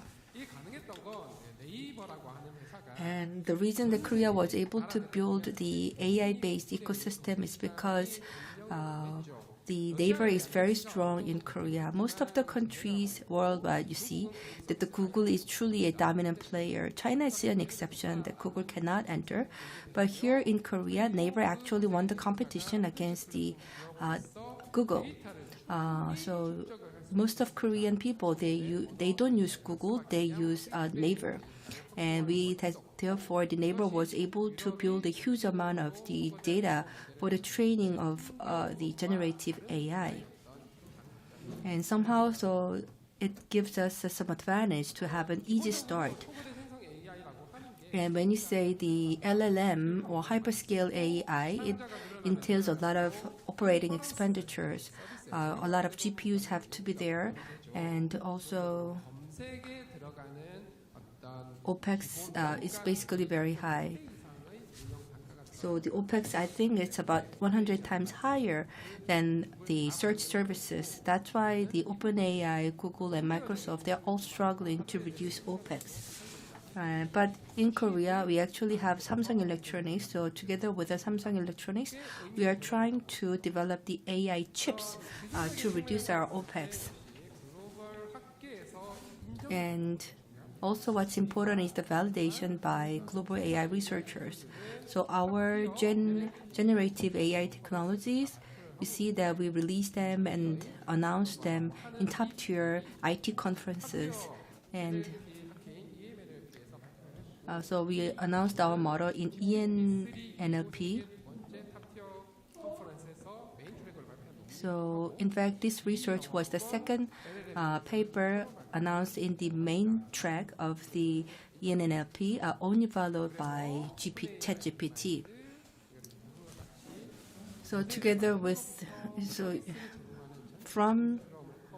just like the Google or the OpenAI, we cover the entire spectrum of the AI services. So we are the globally recognized player of hyperscale AI and services. Let me now introduce you our product, HyperCloverX. What we pursue with HyperCloverX is that AI is no longer about writing a good paper and creating good content. Rather, it should provide values to end users and customers, and it should provide the opportunities for growth for end user. So last August, we released the CloverX, the conversation type hyperscale AI. And also, we introduced the AI platform for the corporate productivity. So it's like a Microsoft Copilot. So we announced ConnectX. And also, in order for the third-party partners to tune the AI tools for their businesses, we announced Global Studio. Here you can see some local dialects in Korea. I believe that the generative AI will be connected to various applications, but if they cannot understand the local dialect, then that will compromise seriously the effects. But in Korea, you see whether it's Google Bard or GPT-4, they have very low understanding about Korea's local dialect. But CloverX does have a high understanding, and also it has a great job for coding. So this time, we are not really up to the level of the ChatGPT or Bard, but basically our coding capability is also great. And based on our internal test, I heard that our score is a bit higher than the Codrama.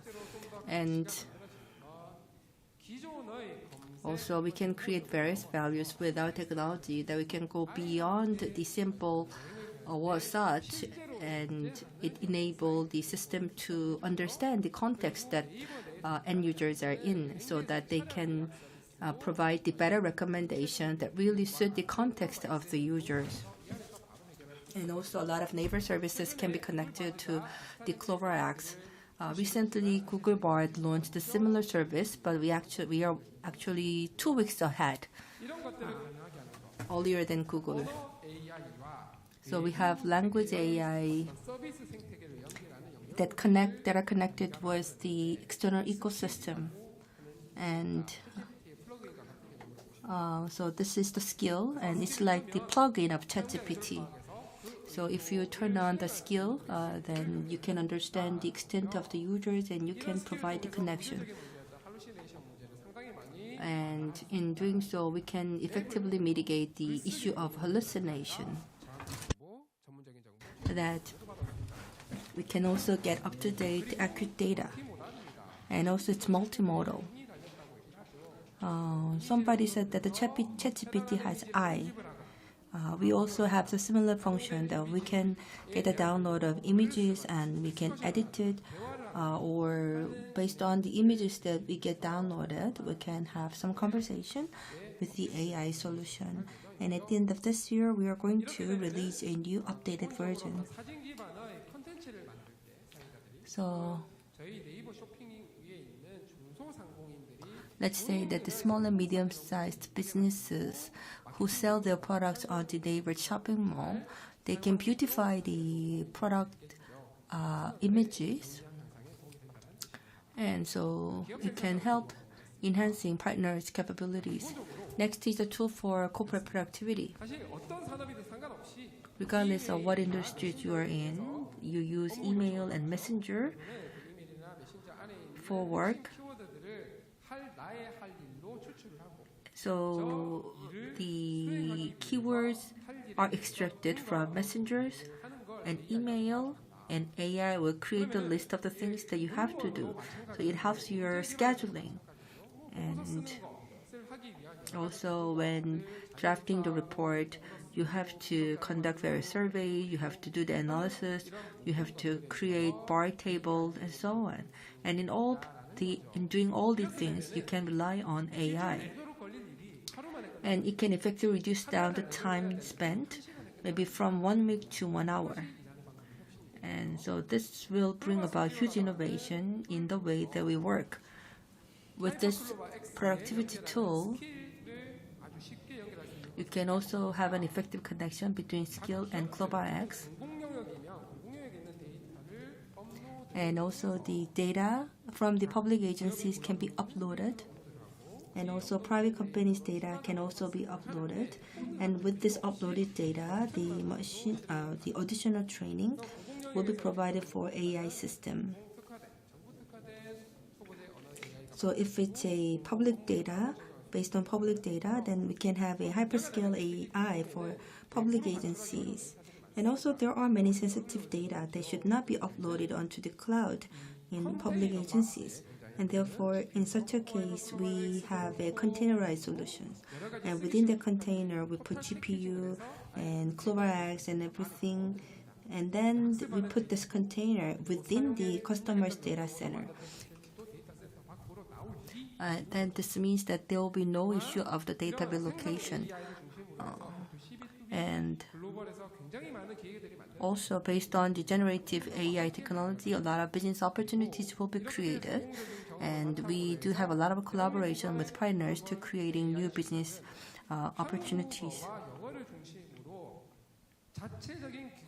So Korea's AI strategy is to develop a successful ecosystem using 2 languages of Korean and English. And based on our experiences of success, we can also spread our model to other countries who also want to hold the AI sovereignty. So it's about the co-creation. And I believe lock-in could be a serious issue. And for example, like the Meta, the Facebook, removed the LinkedIn services from Canada because of the passage of a certain law. But maybe for public sectors, they can create the database, and this database can be used for public officers.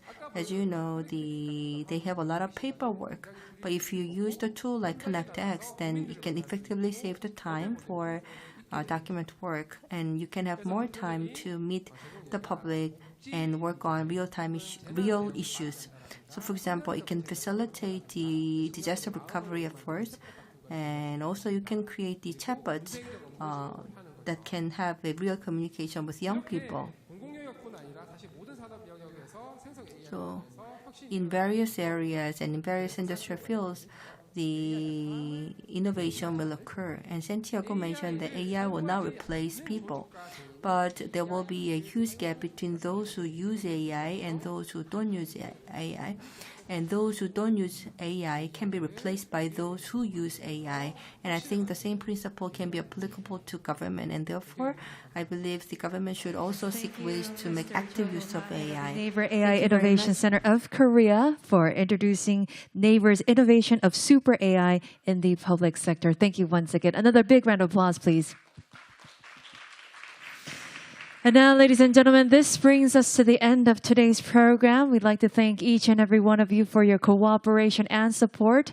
And we hope all of you had a very productive time throughout the conference. Now, we wish you safe journeys back home.